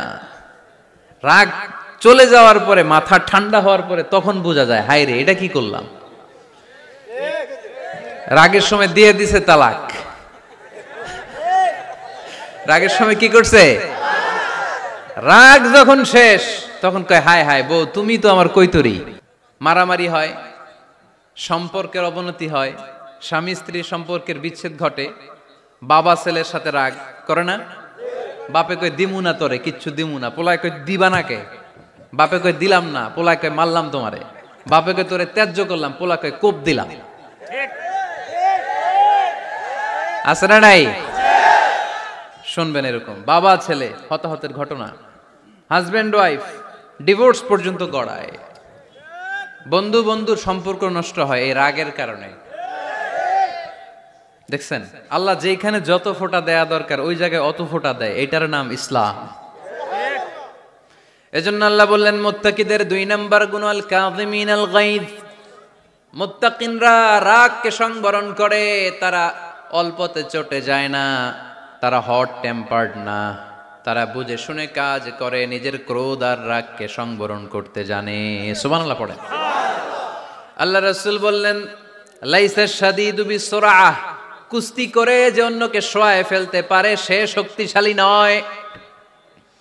ইন্নামা শাদীদুল্লাযী ইয়ামলিকু নাফসাহু ইনদাল গাদাব, রাগের সময় যেই ব্যক্তি নিজের উপর নিয়ন্ত্রণ রাখতে পারে আল্লাহর কাছে সেই হলো শক্তিশালী। এক একটা কথার ওজন দেখছেন আল্লাহ রাসূল সাল্লাল্লাহু আলাইহি ওয়াসাল্লামের। লাইসা শাদীদু বিসুরআহ, যে কুস্তি খেলতে পারে ভালো সে শক্তিশালী না, বরং ইন্নামা শাদীদুল্লাযী ইয়ামলিকু নাফসাহু ইনদাল গাদাব, রাগের সময় যে নিজেকে নিয়ন্ত্রণ করতে পারে সেই শক্তিশালী। সুবহানাল্লাহ পড়ে। এজন্য আমি মুত্তাকি হম হুজুর। হুজুর আজকের ওয়াজ শুনে আমি মুত্তাকি, শুধু হাত তুলে মুত্তাকি বললে হবে? রাগ নিয়ন্ত্রণের, রাগ কন্ট্রোল করার অভ্যেস নিজের মধ্যে জাগ্রত করতে হবে, ঠিক কিনা? এক সাহাবী এসে বললেন, ইয়া রাসূলুল্লাহ আউসিনি, ইয়া রাসূলুল্লাহ আমারে কিছু নসিহত করেন, নসিহত করেন। বিশ্বনবী বললেন, লা তাগদাব, ও সাহাবী তুমি রেগে যেও না। সাহাবী বললেন, নবী আবার নসিহত করেন। বিশ্বনবী বললেন, তুমি রেগে যেও না। সাহাবী বললেন, শুনলাম তো এটা, আরেকটা কিছু কোন। বিশ্বনবী বললেন, রেগে যেও না। রাদ্দাদা মিরারান, বারবার যতবার সাহাবী বিশ্বনবীর কাছে নসিহত চাইলেন, বিশ্বনবী একটা নসিহতই করলেন, রেগে যেও না, কারণ রেগে গেলেন তো হেরে গেলেন। রেগে গেলেন তো হেরে গেলেন। ওরা আপনারে রাগাতে চাইবে, আপনি ঝগড়া করতে চান না, ওরা আপনারে পায়ে পাড়া দিয়ে ঝগড়ায় নামাতে চাইবে। চিল্লা এখন ঠিক কিনা? ওরা পায়ে পাড়া দিয়ে ঝগড়া করবে, ওরা আপনারে অলওয়েজ পোক করবে, ওরা আপনার হট টেম্পার্ড বানাতে চাবে, আপনারে অস্থির করে দিতে চাবে। কিন্তু ফর্মুলা আমাদের ভালো জানা আছে। আমরা কোরআন থেকে ফর্মুলা নিয়ে চলি, মানব রচিত কোনো ফর্মুলায় আমরা চলি না। জোরে বলেন ঠিক কিনা? মুত্তাকিনদের 2 নাম্বার বৈশিষ্ট্য, ওয়াল কাযিমিনাল গায়জ, মুমিনরা নিজেদের রাগকে নিয়ন্ত্রণ করে। রাগ নাইকার, ক্ষোভ নাইকার, কিন্তু মুমিনরা, মুত্তাকিনরা চাইলেই রাগ দেখায় না। তারা রাগকে কি করে? পারবেন পারবেন আজকে থেকে ভাবির আর বকবেন না তো, ঝগড়া করবেন না তো, ছেলে মেয়েদের উপর উত্তেজিত হবেন না তো, হ্যাঁ রাগারাগি করবেন, মনে থাকবে তো? আল্লাহ রাসূল সাল্লাল্লাহু আলাইহি ওয়াসাল্লাম কখনোই রাখতেন না। সুবহানাল্লাহ নাই? আল্লাহ রাসূল সাল্লাল্লাহু আলাইহি ওয়াসাল্লাম কখনোই, ওনার সাথে কেউ খারাপ আচরণ করলে উনি রাখতেন না। ওনাকে অত্যাচার করা হয়েছে, তিনি রাখতেন না। জুলুম করা হয়েছে, তিনি রেগে যেতেন না। রাসূল সাল্লাল্লাহু আলাইহি ওয়াসাল্লাম মক্কায় যখন নামাজ পড়তেন, উটের পচা নাড়ি ভুঁড়ি আল্লাহ রাসূল সাল্লাল্লাহু আলাইহি ওয়াসাল্লাম ঘাড়ে আর পিঠের উপর চাপিয়ে দেয়া হতো। আমাদের কার কার পিঠের উপর নামাজ অবস্থায় উটের বা গরুর নাড়ি ভুঁড়ি চাপায়া দেয়া হয়েছে এলাকায়? আছে কেউ? নাই। তায়েফের ময়দানে আল্লাহ রাসূল সাল্লাল্লাহু আলাইহি ওয়াসাল্লাম দাওয়াত দিতে গেলেন, নিজের লাভের জন্য না তায়েফবাসীদের লাভের জন্য? খেয়ে না খেয়ে দিন প্রচারের কাজে নিজেকে দিয়েছ বিলিয়ে, তায়েফের কাফিরেরা চিনল না সে আলো, দুষ্ট ছেলেদের পিছু দিল লেলিয়ে, পাথরের আঘাতে ক্ষত বিক্ষত হয়ে সারা শরীর থেকে রক্ত ঝরে। হে রাসূল তোমাকে ভুলি আমি কেমন করে, হাজার ব্যথা বেদনার পরে। ফিরে আসনি তুমি আপন ঘরে, দিনের আলো তুমি ছড়িয়ে দিতে, চলে গেলে মদিনায় মক্কা ছেড়ে। হে রাসূল তোমাকে ভুলি আমি কেমন করে, হে রাসূল তোমাকে ভুলি আমি কেমন করে। ঠিক কি না? তায়েফের ময়দানে রক্তাক্ত হলেন 3টা জায়গায়, দেখে এসেছি আমি। এখানে আহত করা হলো, আবার উঠে দাঁড়ালেন, আবার পাথর মারা হলো। কোন গায়ে পাথর মেরেছো তোমরা? এরকম সুন্দর শরীর পৃথিবীর কোন দ্বিতীয় মানুষের ছিল নাকি? এত সুশ্রী মানুষ, শুভ্র মানুষ, পরিচ্ছন্ন মানুষ দুনিয়াতে দ্বিতীয়টা ছিল না। এত নুরানি চেহারার মানুষ পৃথিবীতে দ্বিতীয়টা নাই। এই মহানবীকে ওরা পিটিয়ে রক্তাক্ত করেছে, পাথর মেরে রক্তাক্ত করেছে। 3 বার গেছি ওদের লাভের জন্য, ওরা আমারে মারলো। আহা, তারপরও রাসূল সাল্লাল্লাহু আলাইহি ওয়াসাল্লাম কি রেগে গিয়েছেন? কারণ রেগে গেলেন তো হেরে গেলেন। কোনোভাবে রাসূল সাল্লাল্লাহু আলাইহি ওয়াসাল্লাম রাখতেন না। নিজের উপর অত্যাচার আসলে রাসূল সাল্লাল্লাহু আলাইহি ওয়াসাল্লাম রাগেন নাই। আনাস রাদিয়াল্লাহু তাআলা আনহু আল্লাহ রাসূলের খাদেম ছিল। উনি বললেন, কুনতু আমশি মা রাসূলিল্লাহ, আমি একবার রাসূল সাল্লাল্লাহু আলাইহি ওয়াসাল্লামের সাথে কোথাও যাচ্ছিলাম। ওয়া আলাইহি বুরদুন নাজরানি, তখন রাসূল সাল্লাল্লাহু আলাইহি ওয়াসাল্লামের গায়ে ছিল নাজরান থেকে আনা একটা চাদর। আপনারা চাদর পরেন না শীতকালে? রাসূল সাল্লাল্লাহু আলাইহি ওয়াসাল্লাম চাদর পরতেন। রাসূল সাল্লাল্লাহু আলাইহি ওয়াসাল্লাম নাজরান দেশ থেকে আনা একটা চাদর পরেছেন, গলিজুল হাশিয়া, যেই চাদরের এই কর্নারের ডিজাইনটা ছিল খসখসে। কি ছিল? হঠাৎ এক বেদুইন এসে রাসূল সাল্লাল্লাহু আলাইহি ওয়াসাল্লামের চাদর ধরে টান দিল। টান দেওয়ার সাথে সাথে রাসূল সাল্লাল্লাহু আলাইহি ওয়াসাল্লামের ঘাড়ের এই চামড়া ছিঁড়ে গেল। এই খসখসে যেহেতু ডিজাইন চাদরের, ওই খসখসে ডিজাইন ঘাড় আর কাঁধের এখানে যখন টান খেলো, ওই খসখসে ডিজাইনের দাগ বসে গেল, রাসূলের চামড়া ছিঁড়ে গেল ঘাড়ের। সে টান দিয়ে বলে, ইয়া মুহাম্মদ মুরলি মিন মালিল্লাহ, আসছে ভিক্ষা করতে। মূলত ভিক্ষা চাওয়ার ডিজাইন দেখছেন? যার কাছে ভিক্ষা চাবে চাদর ধরে টান, এসে বলে বেদুইন তো, এদের মধ্যে সভ্যতা ছিল না। ইয়া মুহাম্মদ, ও মুহাম্মদ মুরলি মিন মালিল্লাহ, ও মুহাম্মদ আমার খাওয়ার মতো টাকা নাই, তুমি আদেশ করো বাইতুল মাল থেকে যেন আমারে কিছু টাকা দেয়। আসছে ভিক্ষা করতে, ভিক্ষা করতে আইসা চাদর ধরে দিছে টান, ঘাড়ের রক চামড়া ছিঁড়ে গেছে। রাসূল সাল্লাল্লাহু আলাইহি ওয়াসাল্লাম ব্যথা পেয়েছেন। ফালতাফাতা ইলাইহি রাসূলুল্লাহ, আল্লাহ রাসূল সাল্লাল্লাহু আলাইহি ওয়াসাল্লাম তার দিকে তাকালেন, তাকিয়ে ফাদহিক, একটা মুচকি হাসি দিলেন। আমি রাস্তা দিয়ে চাদর গায়ে দিয়ে হাঁটতেছি, এক ফকির আইসা কয় ভিক্ষা দেন, টাকা দেন বলে আমার চাদর টান দিছে, আর ওই চাদরে আমার ঘাড়ের চামড়া ছিঁড়ে গেছে, কি করব আমি? আপনি কি করবেন? হ্যাঁ, কোনি? আচ্ছা, তা আমরা ঠিকই ওরে ধরে মাইর দিতাম, তাই না? আজকে ওর একদিনকে আমার একদিন ভর্তা বানায় ফেলতাম ওরে পিটায়া, রাগের চোটে, ঠিক কিনা? আল্লাহ রাসূল সাল্লাল্লাহু আলাইহি ওয়াসাল্লাম try to think about it, try to ponder on the story. এই moral of the story কি? রাসূল সাল্লাল্লাহু আলাইহি ওয়াসাল্লামের প্রফেটিক স্টোরি থেকে আপনাকে ভাবতে হবে। ভিক্ষা করতে এসে চাদর ধরে টান দিয়ে ঘাড়ের চামড়া ছিঁড়ে ফেলেছে, রাসূল তাকিয়ে মুচকি হাসি দিলেন। মুচকি হাসি দিয়ে বললেন, যাও বাইতুল মাল থেকে কিছু সম্পদ ধরে দিয়ে দাও। কি নবী ছিলেন! তার মানে উনার গায়ে যত আঘাতই আসতো কখনো উনি রাখতেন, তবে মাঝে মাঝে রাখতেন। যদি আল্লাহর বিধান লঙ্ঘিত হতো তখন বিশ্বনবী রেগে যেতেন। আল্লাহর জমিনে আল্লাহর বিধান লঙ্ঘিত হলে এই লোকটা রেগে যেতেন, প্রিয় নবী তখন সহ্য করতেন না। এক সাহাবী এসে বললেন, ইয়া রাসূলুল্লাহ, এমন ইমাম পাঠিয়েছেন আমাদের এলাকায়, বড় বড় সূরা দিয়ে নামাজ পড়ায়, এত বড় সূরা দিয়ে পড়ে, তার পিছনে দাঁড়িয়ে থাকার ক্ষমতা আমার নাই। এই কথা শুনে বিশ্বনবী রেগে গেলেন, কারণ ইসলামের বিধান এখানে লঙ্ঘিত হচ্ছে, ঠিক কিনা? এত রাগলেন, চেহারা আগুনের গোলার মতো লাল হয়ে গেল। ওই সাহাবীকে ডেকে পাঠিয়ে ধমকালেন, খবরদার, তোমরা মানুষকে দিন থেকে ভাগিও না, সহজ করে ইসলামকে উপস্থাপন করো, জামাতের ইমামতির চান্স পেলে লম্বা কেরাত পড়ো না, একটা মিডিয়াম স্ট্যান্ডার্ড রেখে কেরাত পড়বা, কারণ তোমার পেছনে অসুস্থ লোক থাকতে পারে, মুসল্লি মুসাফির থাকতে পারে, তাই না? আবার মদিনাতে বনু মাখজুমিয়া গোত্রের এক নারী চুরিতে ধরা পড়ল। কিসে? চুরির বিধান কি?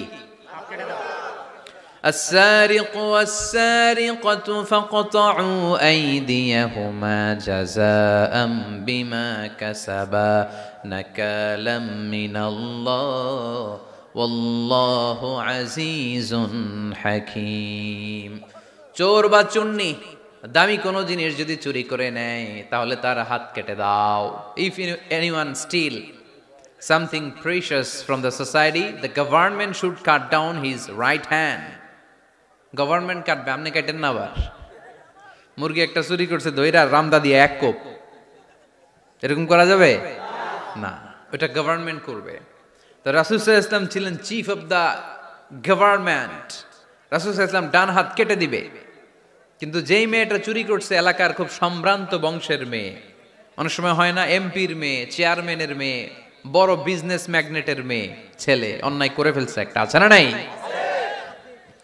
এখন সাহাবীরা দেখলেন মদিনায় যদি বিশ্বনবী এই চুরির বিচার কার্যকর করে মেয়েটার হাত কেটে দেয়, এই মেয়েটার সম্ভ্রান্ত বংশের লোকেরা বিশ্বনবীর উপর চড়াও হবে, নতুন করে দাঙ্গা বাঁধবে, সবাই যে বিশ্বনবীর কাছে বলবে, কিন্তু কেউ সাহস পায় না। উসামা বিন যায়েদ বিশ্বনবীর ভালোবাসা বড়ই পছন্দ করতেন বিশ্বনবী। সাইয়েদনা উসামা বিন যায়েদ রাদিয়াল্লাহু তাআলা আনহুকে সবাই বললেন, উসামা তুমি যাও, তোমারে বিশ্বনবী বড্ড ভালোবাসে, তুমি বললে তোমার কথা নবী ফিরাবে না। সাইয়েদনা উসামা যে বললেন, ইয়া রাসূলুল্লাহ, সবাই মিলে আমারে পাঠিয়েছে যেন আমি সুপারিশ করি, যদিও বনু মাখজুমিয়া গোত্রের মেয়েটা চুরিতে ধরা পড়েছে, মেয়েটা আসলেই চোর, চুরি করেছে, কিন্তু বড় একটা বিষয়কে খেয়াল করে নবী সবার সুপারিশের কারণে এই মেয়েটার হাত আপনি কেটে দিয়েন না। এই কথা বলার সাথে সাথে বিশ্বনবীর চেহারাটা আগুনের গোলার মতো লাল হয়ে গেল, ক্ষেপে গেলেন বিশ্বনবী, রেগে গেলেন, আর বললেন, এত বড় সাহস কোত্থেকে পেলে ওসামা? এটা তো আল্লাহর আইন, চোর চুরি করলে হাত কাটো কার আইন? বাংলাদেশে যদি এই আইন চালু হয়, চোর খুঁজে পাওয়া যাবে? দেশের টাকা যারা চুরি করে এদেরকে পাওয়া যাবে? পেঁয়াজের দাম যারা বাড়ায় এদের খুঁজে পাওয়া যাবে? মজুদদারদেরকে আর খুঁজে পাওয়া যাবে না, সব চোর মানুষ হয়ে যাবে, ঠিক কিনা? একটা বিচার যদি করে, সরাসরি সম্প্রচার, সব টিভিতে লাইভ ব্রডকাস্ট, আমরা দেখলাম চোরের হাত কাটতেছে কিভাবে, এরপরে চুরি করার আগে 10 বার ওর আত্মা কেঁপে উঠবে। রাসূল সাল্লাল্লাহু আলাইহি ওয়াসাল্লাম বললেন, এটা আল্লাহর আইন। কেমন করে তুমি সুপারিশ করো আল্লাহর আইন থামানোর জন্য? লাউ কানা ফাতিমাতু বিনতে মুহাম্মাদিন সারাকাত লাকাতা মুহাম্মাদুন ইয়াদাহা। আজকে আমার কলিজার টুকরা নয়নের পুটুলি ফাতেমাও যদি চুরিতে ধরা পড়তো, আমি ফাতেমার হাতটা কেটে দিতে 1 সেকেন্ডও দেরি করতাম না। আমার মেয়ে ফাতেমাও যদি চুরি করতো, আমি হাত কেটে দিতে দেরি করতাম। রেগে যেতেন প্রচন্ড, এমনি রাখতেন না। কেউ আক্রমণ করলে ব্যথা দিলে, কষ্ট দিলে রাখতেন না। কিন্তু আল্লাহর জমিনে আল্লাহর বিধান যখন লঙ্ঘিত হতো, আল্লাহ রাসূল সাল্লাল্লাহু আলাইহি ওয়াসাল্লাম রেগে যেতেন। তাহলে কোথায় রাগ করবেন আর কোথায় করবেন না বোঝা গেছে তো? সব জায়গায় রাগ করা যাবে? এজন্য মুত্তাকিনদের 2 নাম্বার বৈশিষ্ট্য, ওয়াল কাযিমিনাল গায়যা। মুত্তাকিনরা রাগ দেখায় না, মেজাজ দেখায় না, বরং মুত্তাকিন বান্দারা আল্লাহর খুশির জন্য নিজের রাগ আর ক্রোধকে নিয়ন্ত্রণ করে। রাসূল সাল্লাল্লাহু আলাইহি ওয়াসাল্লাম আল্লাহর বিধান লঙ্ঘিত হলেই রেগে যেতেন, এছাড়া রাখতেন না। একবার তাহাজ্জুদের সময় সাইয়েদনা আলী রাদিয়াল্লাহু তাআলা আনহু আর ফাতেমা রাদিয়াল্লাহু তাআলা আনহাকে ডাকতে গেলেন তাহাজ্জুদ পড়ার জন্য। কিসের জন্য? যে ডাকলেন, দরজায় কড়া নাড়লেন, আলী ওঠো, ফাতিমা ওঠো। কিন্তু সাইয়েদনা আলী রাদিয়াল্লাহু তাআলা আনহু বললেন, কি জন্য উঠবো? আল্লাহ রাসূল সাল্লাল্লাহু আলাইহি ওয়াসাল্লাম বললেন, তাহাজ্জুদের জন্য। আলী রাদিয়াল্লাহু তাআলা আনহু একটু কৌশল করে বললেন, আমাদের রুহু তো আল্লাহর হাতে। রুহু কার হাতে? আল্লাহ যখন রুহু ফিরাই দিবে তখন ঠিকই উঠবো, পড়বো তাহাজ্জুদের নামাজ, পড়বো, রুহুটা ফিরে আসুক, পড়বো। একটু কৌশল করলেন। তো রাসূল সাল্লাল্লাহু আলাইহি ওয়াসাল্লাম এই কৌশলটারে পছন্দ করলেন না। রাসূল চাইছেন আমি বলা মাত্রই যেন উঠে যায়। রাসূল সাল্লাল্লাহু আলাইহি ওয়াসাল্লাম তখনও রেগে গেলেন। বুখারীর বর্ণনা, তিনি ফিরে আসতেছিলেন আর রাগে নিজের রানের মধ্যে চাপড়াচ্ছিলেন এরকম, ওয়াকারাল ইনসানু আকসারা শাইইন জাদালা। আরে মানুষ কত ঝগড়া করতে জানে, আরে মানুষ কত তর্ক করতে জানে, মানুষ যে কত ঝগড়া করে, মানুষ যে কত তর্ক করে, নিজের উপর নিজে ঝাল মিটাচ্ছিলেন রানের মধ্যে চাপড়াতে চাপড়াতে। সুবহানাল্লাহ পড়ে। আক্রমণ করলে রাখতেন না, ওটের নারী ভুঁড়ি চাপিয়ে দিলে রাখতেন না, কিন্তু ধর্মীয় বিধান লঙ্ঘিত হলে বিশ্বনবী রেগে যেতেন, চিল্লা এখন সুবহানাল্লাহ। এজন্য মুত্তাকিদের 2 নাম্বার বৈশিষ্ট্য, আল কাযিমিনাল গায়দ, রাগকে সংবরণ করতে হবে, রাগ দেখানো যাবে না। রাগ দেখাবেন, কি করবেন? নিয়ন্ত্রণ করব। একজন নিয়ন্ত্রণ করবে শুধু, আর আপনারা কোপায় ফেলাইবেন সব। মাশাআল্লাহ। আরে বলো কি করবা? এভাবেই তো সমাজ পরিবর্তন হয়। শুনতে হবে তো আমার কথা, শুনতে হবে, জানতে হবে, দেন মানতে হবে। পরিবর্তনটা আস্তে আস্তে হয়। এই গুণে ধরা সমাজ এমনি নষ্ট হয় নাই, দীর্ঘদিনে নষ্ট হয়েছে। এটা ঠিক করতে হইলে আমাদের দীর্ঘ সময় লাগবে, দীর্ঘদিন লাগবে, অনেক ঘাম ঝরাতে হবে, অনেক পথ যেতে হবে, মাইলস টু গো, ঠিক কিনা? তাহলে রাগ দেখানো যাবে না। রাগকে কি করব? কন্ট্রোল করব। সবাই রাজি?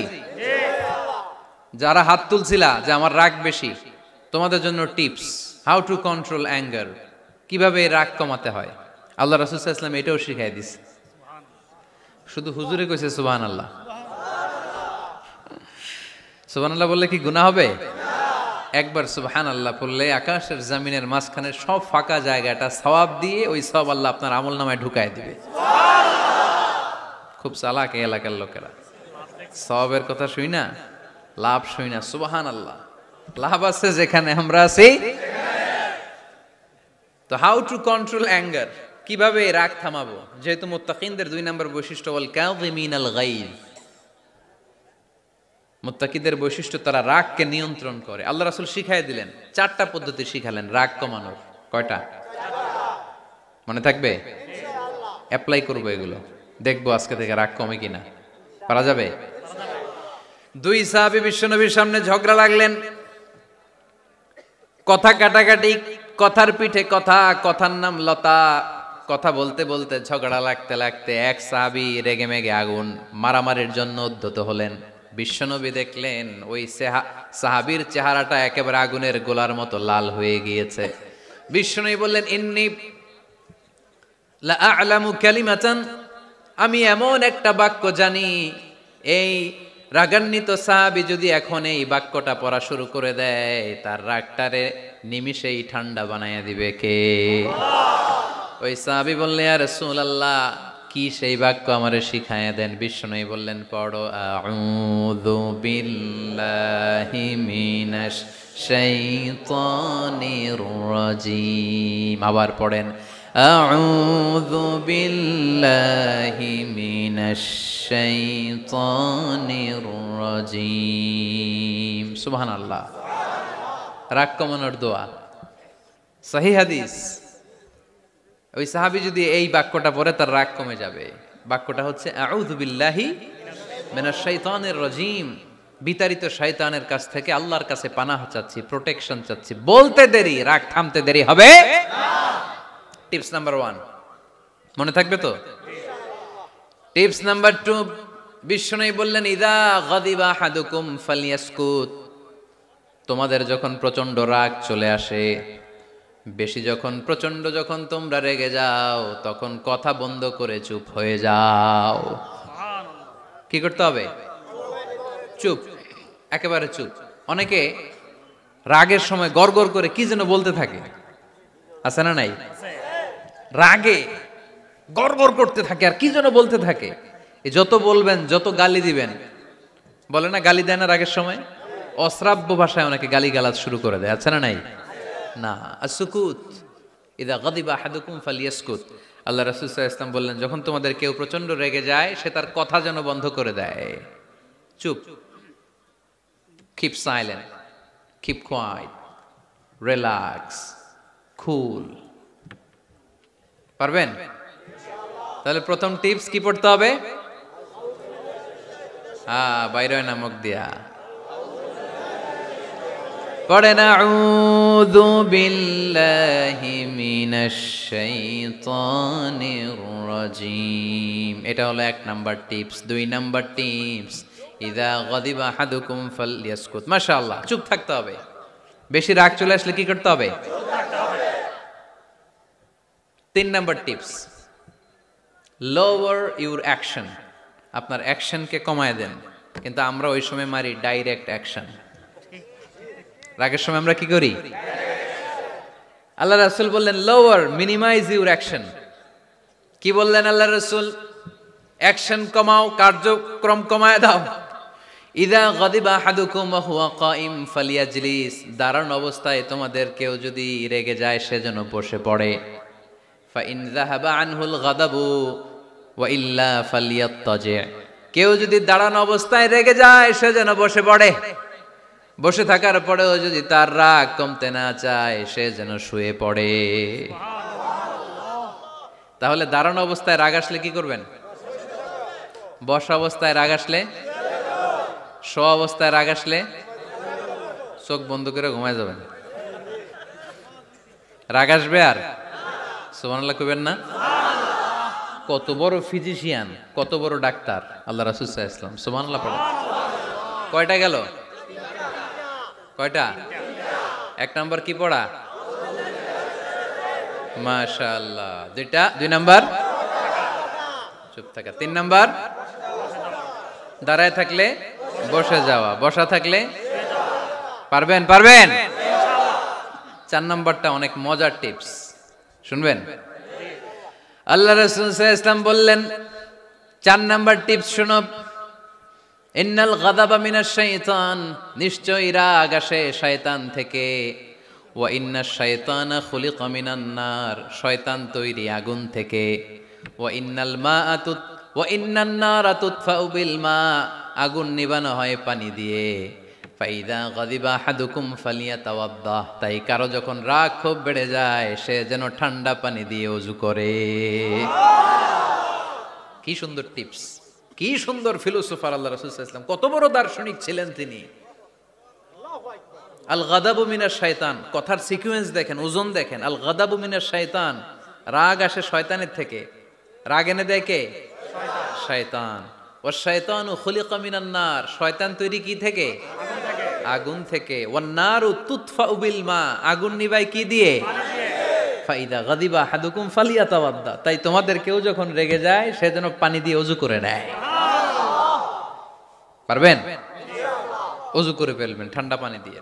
ঠান্ডা পানি মাথায় দিবেন, চোখে পানির ঝাপটা দিবেন। আপনার রাগকে ঠান্ডা করে দিবে কে? তাহলে আওয়াজ করে বলেন, রাগ কমানোর 1 নাম্বার ফর্মুলা কি? আউযু বিল্লাহি মিনাশ শাইতানির রাজিম। 2 নাম্বার চুপ থাকা। 3 নাম্বার বসে পড়া, শুয়ে পড়া। 4 নাম্বার ওযু করা। 4 নাম্বার। এই 4টা পদ্ধতিতে আপনি রাগ কমাতে চাইলে আপনার রাগ কমাই দিবে কে? এজন্য আল্লাহ বললেন, আমার মুমিন বান্দার 2 নাম্বার গুণ, তারা রাগকে নিয়ন্ত্রণ করে। আল্লাযীনা ইউনফিকুনা ফিস সাররাই ওয়াদ দাররাই ওয়াল কাযিমিনাল গায়য। আমার মুত্তাকিন বান্দাদের প্রথম গুণ সুখে দুঃখে দান করে। মনে আছে? 2 নাম্বার গুণ কি? রাগকে নিয়ন্ত্রণ করে। 3 নাম্বার গুণ হচ্ছে ওয়াল আফিনা আনিন নাস, মানুষকে ক্ষমা করে দেয়। মানুষকে কি করে? আমরা তো ক্ষমা করি না। হ্যাঁ, দইরা আবুইটালা মানে কি? এটার মিনিং কি? ফিশালায়। হ্যাঁ, কি করে? আইকালায়, আইজালায়, আইকালা, আইকালা আঞ্চলিক শব্দ। আঞ্চলিক শব্দগুলো অনেক সুন্দর, এক এক জেলা এক এক রকম। তার মানে আমরা ক্ষমা করতে চাই না, আমরা দইরা আইকালাই। তার মানে আমরা রাগ ঝাড়ি আর কি, ভিতরে যে ক্ষোভ জমা থাকে এগুলো ঝাড়ি, আমরা ক্ষমা করতে চাই না। কিন্তু ভাই, মুত্তাকি যদি হতে চান আপনাকে ক্ষমা করে দিতে হবে। কি করবেন? কি করবেন? ক্ষমা করে দেন। আচ্ছা, একটু আওয়াজ করে উত্তর দেন। আমরা আল্লাহর কাছে এই যে পাপ করি, অন্যায় করি, মাফ চাই না? ক্ষমা চাই না? আল্লাহ আমাদেরকে ক্ষমা করুক, এটা আমরা চাই কি চাই না? আল্লাহ আমাদেরকে ক্ষমা করুক এটা আমরা চাই, কিন্তু আমরা আমাদেরকে ক্ষমা করতে পারি না। যদি আল্লাহর কাছে ক্ষমা পেতে চান তাহলে আগে নিজেরা নিজেদেরকে ক্ষমা করে দেন। আল্লাহ, ভুল করছি, আল্লাহ মাফ করে দাও, ক্ষমা করো। আমি ক্ষমা চাইতেছি, কিন্তু আমি ক্ষমা করি না আরেকজন রে। তো তুমি ক্ষমা করো না, তুমি ক্ষমা চাও কোন সাহসে? মা যাদাল্লাহু আবদান বিআফবিন ইল্লা ইজ্জান। আল্লাহর হাবিব ফরমান, কোন বান্দা যদি অন্য বান্দারে ক্ষমা করে দেয়, আল্লাহ ওই বান্দার মর্যাদা বাড়িয়ে দেয়। ওয়া ইন তা'ফু ওয়া তাসফাহু ওয়া তাগফিরু ফাইন্নাল্লাহা গফুরুর রহিম। তুমি যদি অন্যরে মাফ করে দাও, তুমি যদি অন্যের ভুল ক্ষমা করে দাও, তোমার ভুলগুলো ক্ষমা করে দিবে কে? আল্লাহুম্মা ইন্নাকা আফুউন কারীম। কদরের রাত্রে আমরা পড়ি, আল্লাহ তুমি ক্ষমাশীল, তুহিব্বুল আফওয়া, ক্ষমা করাকে তুমি ভালোবাসো। ফাআফু আন্নি, আল্লাহ তুমি আমারে ক্ষমা করে দাও। আল্লাহর ক্ষমার জন্য দিনরাত চোখের পানি ছেড়ে আমরা কাঁদি, কিন্তু অন্যরে ক্ষমা করতে চাই না। কথাটা বুঝতে পারছেন? আমরা আল্লাহর ক্ষমা চাই, কিন্তু আমরা আমাদেরকে ক্ষমা পেতে হলে আগে ক্ষমা পেতে হলে আগে ক্ষমা। মনে থাকবে তো?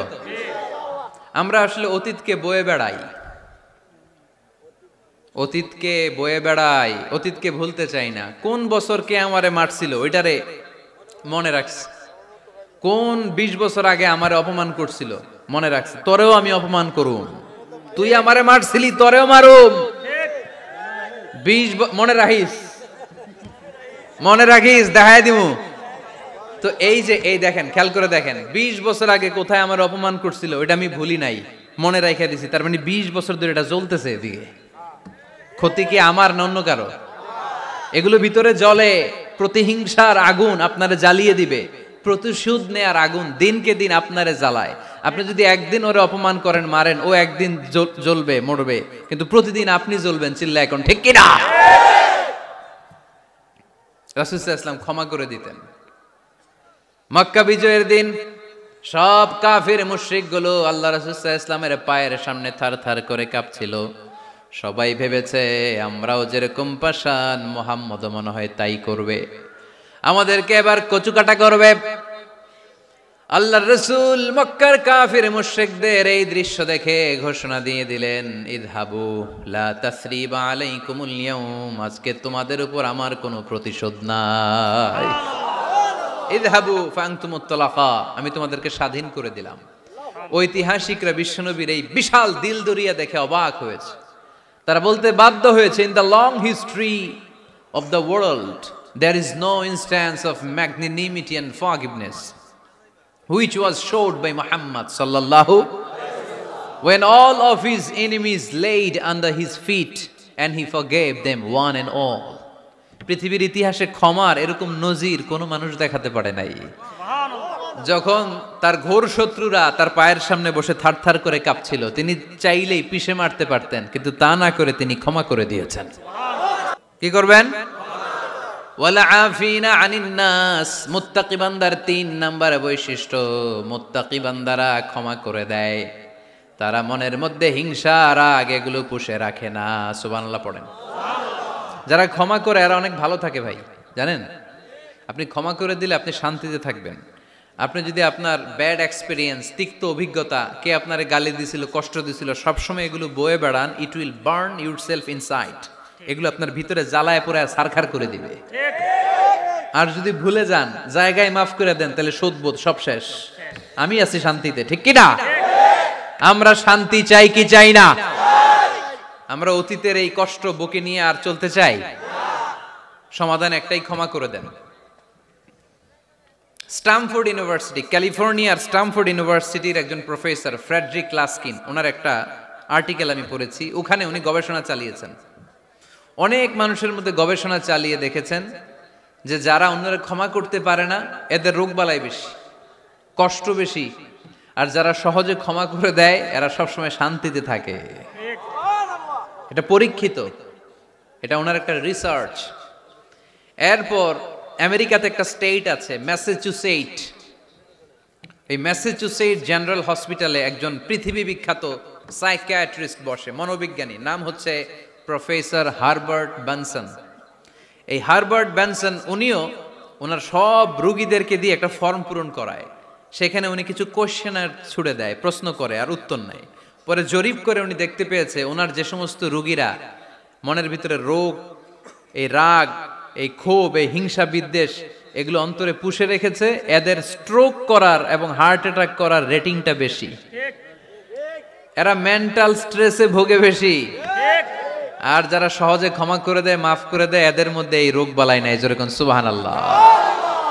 এজন্য আল্লাহ বললেন মুত্তাকিনদের 3 নাম্বার বৈশিষ্ট্য, মুত্তাকিনরা আল্লাহর কাছে যেমনি ক্ষমা চায়, তারা নিজেরাও অন্যদেরকে তেমনি ক্ষমা করে দেয়। ওয়াল আফিনা আনিন নাস, আজকে থেকে আমরা মানুষের ক্ষমা করে দিব। কারো জন্য অন্তরে কোনো হিংসা বিদ্বেষ পুষে রাখা যাবে? অনেকে এগুলো ভুলতে চায় না, পেলে পুষে বড় করে, আর ভিতরে খালি জ্বলে। ভিতরে কি করে? এই জ্বালাও পোড়াও আমরা বয়ে বেড়াতে চাই না। মুসনাদে আহমদ ইবনে হাম্বলের হাদিস, চমৎকার একটা ঘটনা। কানগুলো খরগোশের কানের মতো খাড়া করে শোনেন। আল্লাহ রাসূল সাল্লাল্লাহু আলাইহি ওয়াসাল্লাম কোন একটা মজলিসে একজন আনসারী সাহাবীর ব্যাপারে ঘোষণা দিল। বলল, এখন যে সাহাবী এসে বসবে সে সাহাবী জান্নাতি। আনসারী সাহাবী এসে বসলো, সবাই তো অবাক।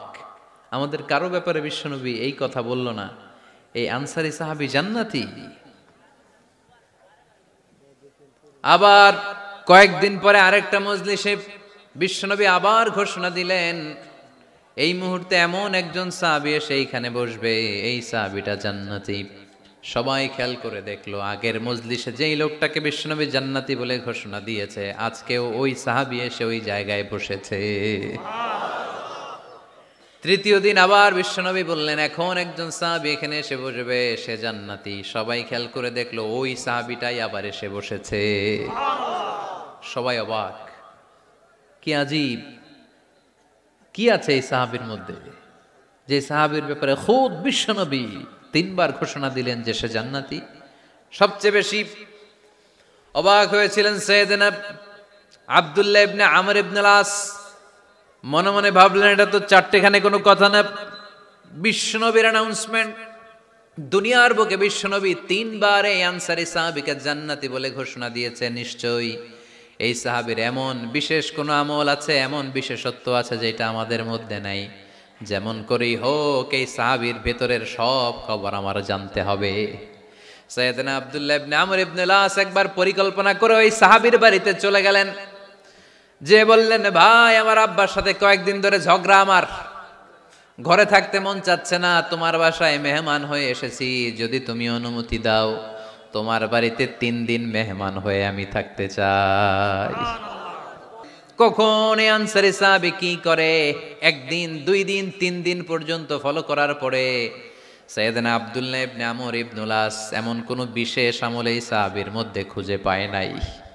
3 দিন গভীরভাবে পর্যবেক্ষণ, অবজারভেশনের পরে বিশেষ কোনো আমল ওনার চোখে পড়ে নাই। এবার 3 দিন পরে তো চলে যাবার পালা, ঠিক কিনা?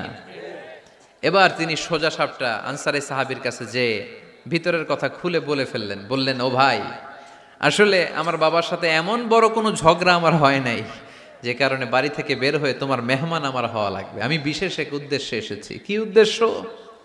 আব্দুল্লাহ ইবনে আমর ইবনে আস এবার বলতে আরম্ভ করলেন, আমরা খেয়াল করেছি 3টা মজলিসে বিষ্ণু ঈসা ইসলাম তোমাকে জান্নাতি বলে ঘোষণা করেছে। তাই আমি জানার জন্য এসেছি তুমি এমন কি আমল করো যে কারণে বিশ্বনবী ঘোষণা দিলেন যে তুমি জান্নাতি। কি এমন বিশেষ আমল আছে তোমার, আমার একটু বলো, আমি ওই আমল করে জান্নাতি হতে চাই। আল্লাহু আকবার। এবার আনসারী সাহাবী মুখ খুললেন, উনি বললেন, ও ভাই আব্দুল্লাহ ইবনে আমর ইবনে আস, এমন কোনো বিশেষ আমল আমার নাই। হালাল পন্থায় রুজি করি, ব্যবসা করি, নামাজের সময় নামাজ পড়ি, রাতে এসে ঘুমিয়ে যাই, ফজরের আগ দিয়ে উঠে তাহাজ্জুদ পড়ি, সময় মতো জিকির আজকার করি, কোরআন তেলাওয়াত করি, কিছু দান সদকা করি। সবাই যা করে আমিও তাই করি, স্পেশাল কোনো আমল আমার জীবনে নাই। তবে আব্দুল্লাহ ইবনে আমর ইবনে আস, শুনে রাখো, একটা কাজ আমি প্রতি রাতে করি, হয়তোবা এ কারণেও বিশ্বনবী আমার ব্যাপারে এমন ঘোষণা দিতে পারে। আব্দুল্লাহ বললেন, ও আনসারী সাহাবী, কি কাজ তুমি করো? এবার আনসারী সাহাবী বলতে লাগলেন, প্রতি রাতে যখন আমি আমার বিছানায় ঘুমোতে যাই, আমি কারো ব্যাপারে কোনো রাগ, কোনো হিংসা, কোনো ক্ষোভ অন্তরে নিয়ে ঘুমাতে যাই না। ওই দিন যার সাথে যা হয়েছে সবাই রে মাফ করে দিয়ে মিটমাট করে একটা প্রশান্ত অন্তর নিয়ে আমি বিছানায় ঘুমাতে যাই। ওই দিনে কেউ আমার গালি দিছে, কেউ আমার বকা দিছে, কেউ আমার বিরুদ্ধে মিছিল করছে, উল্টা পাল্টা যে যাই করুক না কেন, আমি কিচ্ছু মনে রাখি না। আবি ইলা ফিরাশি, আমি এমন ভাবে আমার বিছানায় যাই, ওয়ালাইসা ফি কলবি হিকদুন আলা আহাদ, এমন অবস্থায় আমি শুয়ে পড়ি যে আমার হৃদয়ে কারো ব্যাপারে আমার হৃদয়ে কোনো ক্ষোভ নাই, কোনো হিংসা নাই, কোনো অহংকার নাই, সব রাগ ক্ষোভ ভুলে গিয়ে সবাইকে ক্ষমা করে দিয়ে আমি বিছানায় ঘুমাতে যাই। এজন্য বিশ্বনবী এই সাহাবীকে 3টা মজলিসের ভরা মজলিসের মধ্যে জান্নাতি বলে ঘোষণা করেছে। এই হাদিস থেকে শিক্ষা হলো, আমরাও যদি প্রতি রাতে বিছানায় ঘুমোতে যাওয়ার আগে সবাই রে মাফ করে দিয়ে মনের যত ক্ষোভ জ্বালা যন্ত্রণা আছে সব ভুলে যে বিছানায় ঘুমাতে পারি, এই সাহাবীর মতো আমাদেরকেও জান্নাতি হিসেবে কবুল করবে কে? পারবেন আজকে থেকে? ইনশাআল্লাহ। বিছানায় যাওয়ার আগে কি করবেন? আজকে সবাইরে মাফ করে দিব। যে আমার উপর জুলুম করছে ওই বিচার আল্লাহ করবে। কে কি বললো ওটা দেখার দরকার নাই। কারো ব্যাপারে কোনো ক্ষোভ, কোনো তিক্ত অভিজ্ঞতা, জ্বালা যন্ত্রণা অন্তরে রাখবেন? রাখলে লাভ না লস? এটা আরো জ্বালা দিবে আমারে, এটা আরো ভেতর থেকে কষ্ট দিবে। It will burn me inside, ভিতরে জ্বালিয়ে পুড়িয়ে শেষ করে দিবে। এগুলো বয়ে বেড়াতে চাই না আমি সব মাফ করে দিতে চাই। চিল্লায় বলো ঠিক কিনা? এজন্য আল্লাহ বললেন, আমার মুত্তাকিন বান্দাদের 3 নাম্বার বৈশিষ্ট্য, তারা অন্যের প্রতি রাগ ক্ষোভ অন্তরে পুষে রাখে না। অন্তরে রাগ ক্ষোভ জ্বালা পেলে পুষে রাখে না, বরং সবাইকে মুত্তাকি বান্দারা ক্ষমা করে দেয়। পারা যাবে? কি করবেন? ক্ষমা করব। কি করবেন? 3টা গেল, আর কয়টা? 2 মিনিটে শেষ করে দেবেন ইনশাআল্লাহ। মোট মুত্তাকিনদের বৈশিষ্ট্য কয়টা? হ্যাঁ, গেছে কয়টা? 1 নম্বরটা কি ছিল বলেন? মাশাআল্লাহ, সুখে দুঃখে। সুখে দুঃখে সবসময় দান করা। 2 নাম্বার, রাগকে নিয়ন্ত্রণ করা। 3 নাম্বার, ক্ষমা করে দেয়া। এই কাজগুলো যারা করে তাদেরকে আল্লাহ পছন্দ করে। আল্লাহ বললেন ওয়াল্লাহু ইউহিব্বুল মুহসিনিন। অন্যের প্রতি যারা ইহসান করে তাদেরকে পছন্দ করে কে? আল্লাহ। মুত্তাকিনদের 4 নাম্বার বৈশিষ্ট্য, ওয়াল্লাযীনা ইযা ফাআলু ফাহিশাতান আও যালামু আনফুসাহুম যাকারুল্লাহা ফাস্তাগফিরু লিযুনুবিহিম ومن يغفر الذنوب إلا الله সুবহান আল্লাহ। 4 নাম্বার বৈশিষ্ট্য, মুত্তাকিরা যদি কোনো অশ্লীল কাজ করে, অশ্লীল কাজ হয়ে যেতে পারে না? যুবক ভাইরা, তোমাদের ওয়াজ ভুল হইতে পারে।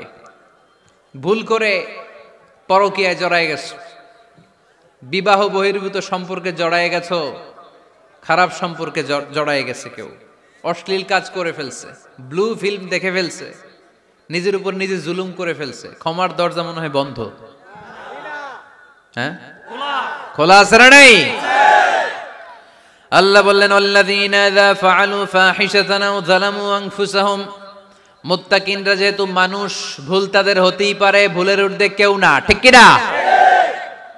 মুত্তাকিনরা যদি ভুল করে ফেলে, অন্যায় করে ফেলে, অশ্লীল কাজ করে ফেলে, স্মরণ হওয়া মাত্রই যাকারুল্লাহ, তারা আল্লাহর স্মরণ করে। They return back to their lord, তারা আল্লাহর দিকে ফিরে আসে। তারা পাপের জন্য অনুতপ্ত হয়, কারণ সবাই পাপী। কথা কন, পাপ করেন নাই এরকম আল্লাহর ওলি কারা কারা দেখি? পিছনেও নাই।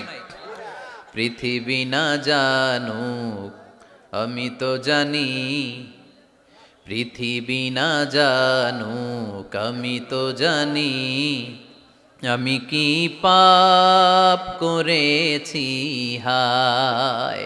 সবার জানা আছে না? পাপ আছে না নাই? আমার পাপের করলে বিচার, বাচার আমার নাই উপায়, দয়াময় প্রভু মাফ করো আমায়, মাফ করো আমায়। পড়েন আমিন। তার মানে মুত্তাকিনদের 4 নাম্বার বৈশিষ্ট্য, মুত্তাকিরা যদি কোনো পাপ করে ফেলে, যাকারুল্লাহ, সাথে সাথে স্মরণ করে কারে? আল্লাহ। অনুতপ্ত হয়, ফাস্তাগফিরু লিযুনুবিহিম, তারা তাদের পাপের জন্য আল্লাহর কাছে ক্ষমা চায়। ভুল আমাদের হতে পারে, সবাই পাপী, পাপীর ঘরের পাপী, ঠিক কিনা? আমি পাপী, আমার বাবা পাপী, আমার দাদা, আমার 14 গোষ্ঠী পাপী। কিন্তু পাপীদের মধ্যে বিশ্বনবী বলেন শ্রেষ্ঠ পাপী ওই পাপী যেই পাপী পাপ করার পরে তওবা করে কার কাছে? মুত্তাকিদের ভুল হতে পারে, যেহেতু মানুষ, যদি ভুল করে ফেলে তারা অনুতপ্ত হয়, আল্লাহর কাছে ক্ষমা চায়, কারণ তারা জানে, ওয়া মাইয়া গফিরুয যুনুবা ইল্লাল্লাহ। মুত্তাকিরা জানে আল্লাহ ছাড়া ক্ষমা করার কেউ নাই। আমাদেরকে মাফ করে কে? ক্ষমা করে কে?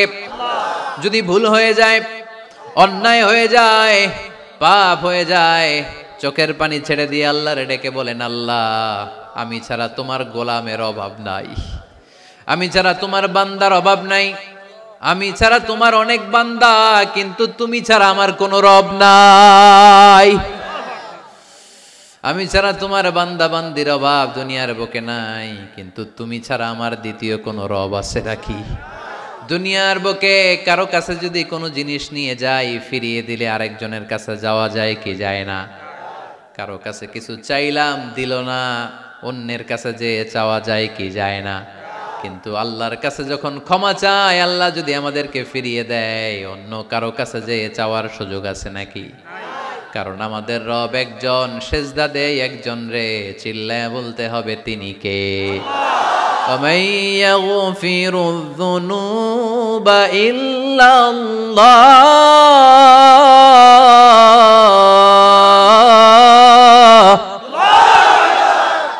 ومن يغفر الذنوب إلا الله আল্লাহ ছাড়া গুনাহ ক্ষমা করার দ্বিতীয় কোনো মাবুদ আমাদের আছে নাকি? ومن يغفر الذنوب إلا الله, তিনি ছাড়া কে করবে আমাদের গুনার ক্ষমা? তিনি ছাড়া পাপ মোচন করার, পাপগুলো গুনাহগুলো ক্ষমা করে দেয়ার আর দ্বিতীয় কেউ। এজন্য আল্লাহ বললেন, আমার মুত্তাকি বান্দারা যদি ভুল করে ফেলে, অন্যায় করে ফেলে, আমার কাছে ক্ষমা চায়। আমার কাছে ক্ষমা চাইতে দেরি, আমি আল্লাহর ক্ষমা করতে দেরি হয় না। তাহলে পাপ হলে, ভুল করে অন্যায় করলে ক্ষমা চাবো কার কাছে? চারটা গুণের কথা বললাম, কয়টা? চার নাম্বার হচ্ছে যদি ভুল হয়ে যায়, যদি অন্যায় করে ফেলি, ক্ষমার দরজা খোলা, আমরা সে আল্লাহর কাছে চাইবো, আল্লাহর কাছে ক্ষমা মাংনা করবো। চিল্লায় বলেন ঠিক কিনা? এরপরে 5 নম্বরে আল্লাহ বললেন, ওয়ালাম ইউসিররু আলা মা ফাআলু ওয়া হুম ইয়ালামুন, তারা জেনে শুনে ওই পাপ বারবার করবে না। সুবহানাল্লাহ পড়েন। ভুল একটা হয়ে গেছে, ক্ষমা চাইলাম, সকালে খাদ্যে ভেজাল দিছি, বিকালে মাফ চাইলাম, আল্লাহ ভুল করে ফেলছি, মাফ করে দাও। এরপরের দিন দোকানে যে আবার ভেজাল মিশাইলাম, আবার মাফ, এরপরের দিন আবার মাফ, আল্লাহ মাফ করবে? সকালবেলায় ওজনে কম দিলাম, বিকেলে মাফ চাইলাম, আল্লাহ ভুল হয়ে গেছিল, ক্ষমা করে দাও। এরপরের দিন দোকানে যে আবার ওজনে কম দিলাম, আবার রাত্রিবেলা মাফ চাইলাম, তারপরের দিন আবার কম দিলাম, আবার মাফ চাইলাম। এরকম করলে মাফ করবে নাকি? ওয়ালাম ইউসিররু আলা মা ফাআলু ওয়া হুম ইয়ালামুন, জেনে বুঝে ওই পাপ কাজ আর করবে না। কালে ভদ্রে দুই একবার ভুল অন্যায় পাপ হয়ে যেতে পারে, কিন্তু মুমিনরা কি ওটা কন্টিনিউ করে? মুত্তাকিনরা কি ওটা বারবার চালিয়ে যায়? বারবার চালালে এটা আল্লাহর সাথে গেম খেলা হয়, ঠিক কি না? সকালে আল্লাহ রেখে ওই একটা, বিকালে আজকে একটা, কালকে এমনটা করা যাবে?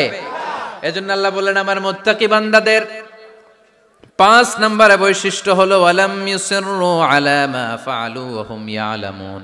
ওয়ালাম ইউসিররু, তাফসীর ইবনে কাসীরে এর তাফসীর এসেছে ওয়ালাম ইস্তামিররু আলা মা ফাআলু ওয়া হুম ইয়ালামুন, জেনে বুঝে যেই ভুল কাজ করে ফেলছে এটা বারবার করে না। এজন্য বারবার করা যাবে?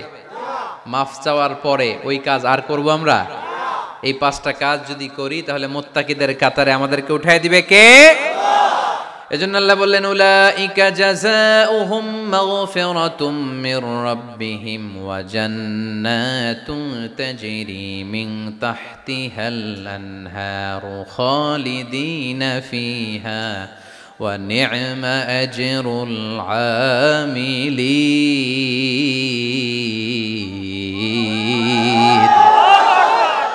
আল্লাহ বললেন, আমার মুত্তাকি বান্দাদের এই 5টা বৈশিষ্ট্য যদি কারো মধ্যে থাকে, তাদেরকে আমি ক্ষমাও করে দেব, জান্নাতও দিয়ে দেব। ডানে যাব না বায়ে? আরো জোরে, ডানে না বায়ে? ডানে আছে ক্ষমার জান্নাত, ডানে কি? বায়ে আছে আল্লাহর রাগ আর জাহান্নাম। তাই সিদ্ধান্ত আমরা নিয়েছি, বাম দিকে আমরা যাব না, ডান দিকে যাব। ডান দিকে গেলে ক্ষমাও পাওয়া যাবে, জান্নাত পাওয়া যাবে, কিন্তু কাজ করতে হবে কয়টা? 1 নাম্বার সুখে দুঃখে দান করা, 2 নাম্বার রাগকে নিয়ন্ত্রণ করা, 3 নাম্বার মানুষকে ক্ষমা করা, 4 নাম্বার ভুল হলে আল্লাহর কাছে তওবা করা, 5 নাম্বার ওই পাপের কাজ বারবার না করা। ভুল একবার হতে পারে, 2 বার হতে পারে, বারবার ভুল মুত্তাকিরা করে না, ঠিক কি না? এই 5টা কাজ করলে মুত্তাকি বানাবে কে? মনে থাকবে? মনে থাকবে সবার? যেই কোনো অবস্থায় একটু দেয়ার অভ্যাস করা যাবে? রাগটার একটু নিয়ন্ত্রণ করা যায় না? করা যাবে?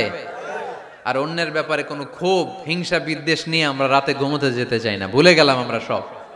পারবেন তো? ভুল হলে ক্ষমা চাবো কার কাছে? যেই কাজের জন্য ক্ষমা চাইলাম জীবনে কোনোদিন আর ওই কাজ করব। আল্লাহ আমাদের সবাইকে কথাগুলো বুঝার ও আমল করার তৌফিক দান করুক। এই উঠছে কে কে দেখি? লক্ষ্মীপুরের লোক তো অনেক দুষ্ট দেখি। লক্ষ্মীপুরের লোক তো লক্ষ্মী হইতে হবে। এগুলো কি? প্রশ্নের জন্য আমার আলাদা দাওয়াত দিয়েন। এই প্রশ্নে আধা ঘন্টা লাগবে। যেটা বলছে এটা ফিনিশিং দেয় নাই তো এখনো, এই অর্ধেক ভুলে যাবে আপনার প্রশ্নের উত্তর শুনলে। মুত্তাকিদের বৈশিষ্ট্য কয়টা মনে থাকবে? ভাবিরে যে শোনাইতে পারবেন? পারাম পারাম মানে পারবো। তো এই 5টা বৈশিষ্ট্য যদি থাকে তাহলেই আমরা মুত্তাকি, তাহলেই আমাদের জন্য ক্ষমা রেডি রাখবে কে? জান্নাত রেডি রাখবে কে? প্রথম গুণ আমি বলেছিলাম দান করব আমরা সুখে দুঃখে, রাগকে নিয়ন্ত্রণ করব 2 নাম্বার, মানুষকে ক্ষমা করে দেব 4 নাম্বার, ভুল হতে পারে মাফ চাবো কার কাছে? কিন্তু ওই ভুল বারবার করব, মনে থাকবে সবার? আল্লাহ আমাদের সবাইকে কথাগুলো বুঝার ও আমল করার তৌফিক দান করুক, আমরা পড়ি আমিন। দীর্ঘক্ষণ আপনারা দাঁড়িয়ে বসে আজকের আলোচনা শুনে, এই উঠতেছেন কেন? হ্যাঁ বসেন বসেন, আমি তো উঠি নাই। যারা আপনারা আজকের এই প্রোগ্রামটা সার্থক করলেন আমি শুকরিয়া জানাই। মিডিয়া কর্মী তোমরা যারা এসেছো তোমাদেরকে অন্তরের অন্তঃস্থল থেকে শুভেচ্ছা জানাই। মাহফিল কমিটি যারা অ্যারেঞ্জ করেছেন আমাকে ইনভাইট করেছেন শুকরিয়া জানাই। পর্দার অন্তরালে আমার মা বোনেরা যারা আজকে আমাদেরকে শুনলেন, আপনারাও একটু রাগ টাগ কমাবেন। এই ওয়াজ শুধু ভাইদের জন্য না, আমাদের বোনরাও মাঝে মাঝে রাগ করে ফেলে, ঠিক কিনা? বোনরা রাগ করলে বিপদ, রোজা রাখা লাগবে, রান্না বান্না করবে না। তো এই জন্য আপনারাও এই 5টা আমল শুধু পুরুষদের জন্য না, নারীদের জন্য। তো এই জন্য আমরা সবাই জন্য এগুলোর উপর আমল করি, একটা সুখী সমৃদ্ধ বাংলাদেশ গড়ি। স্থানীয় প্রশাসনের ভাইরা যারা আছেন আজকের প্রোগ্রামের ব্যাপারে সহযোগিতা করেছেন, শুকরিয়া। জনপ্রতিনিধি যারা আছেন তাদেরকে শুকরিয়া। আপনারা সবাই ভালো থাকেন, সুস্থ থাকেন, সুন্দর থাকেন, দোয়া করে দিই না। আবারও কিসের ইংলিশের নাত? এতক্ষণ কি শুনছো?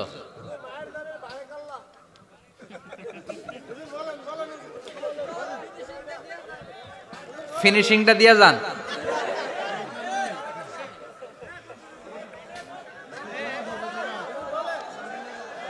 He was Muhammad sallallahu alayhi wasallam.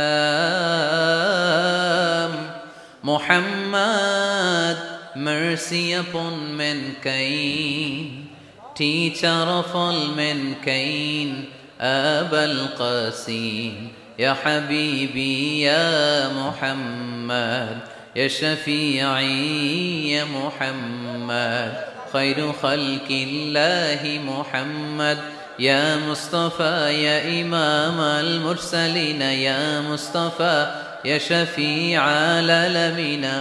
He taught us to be just and kind and to feed the poor and hungry, help the wafer and the orphan child, and to not be cruel and miserly. His speech was soft and gentle, like a mother stroking her child.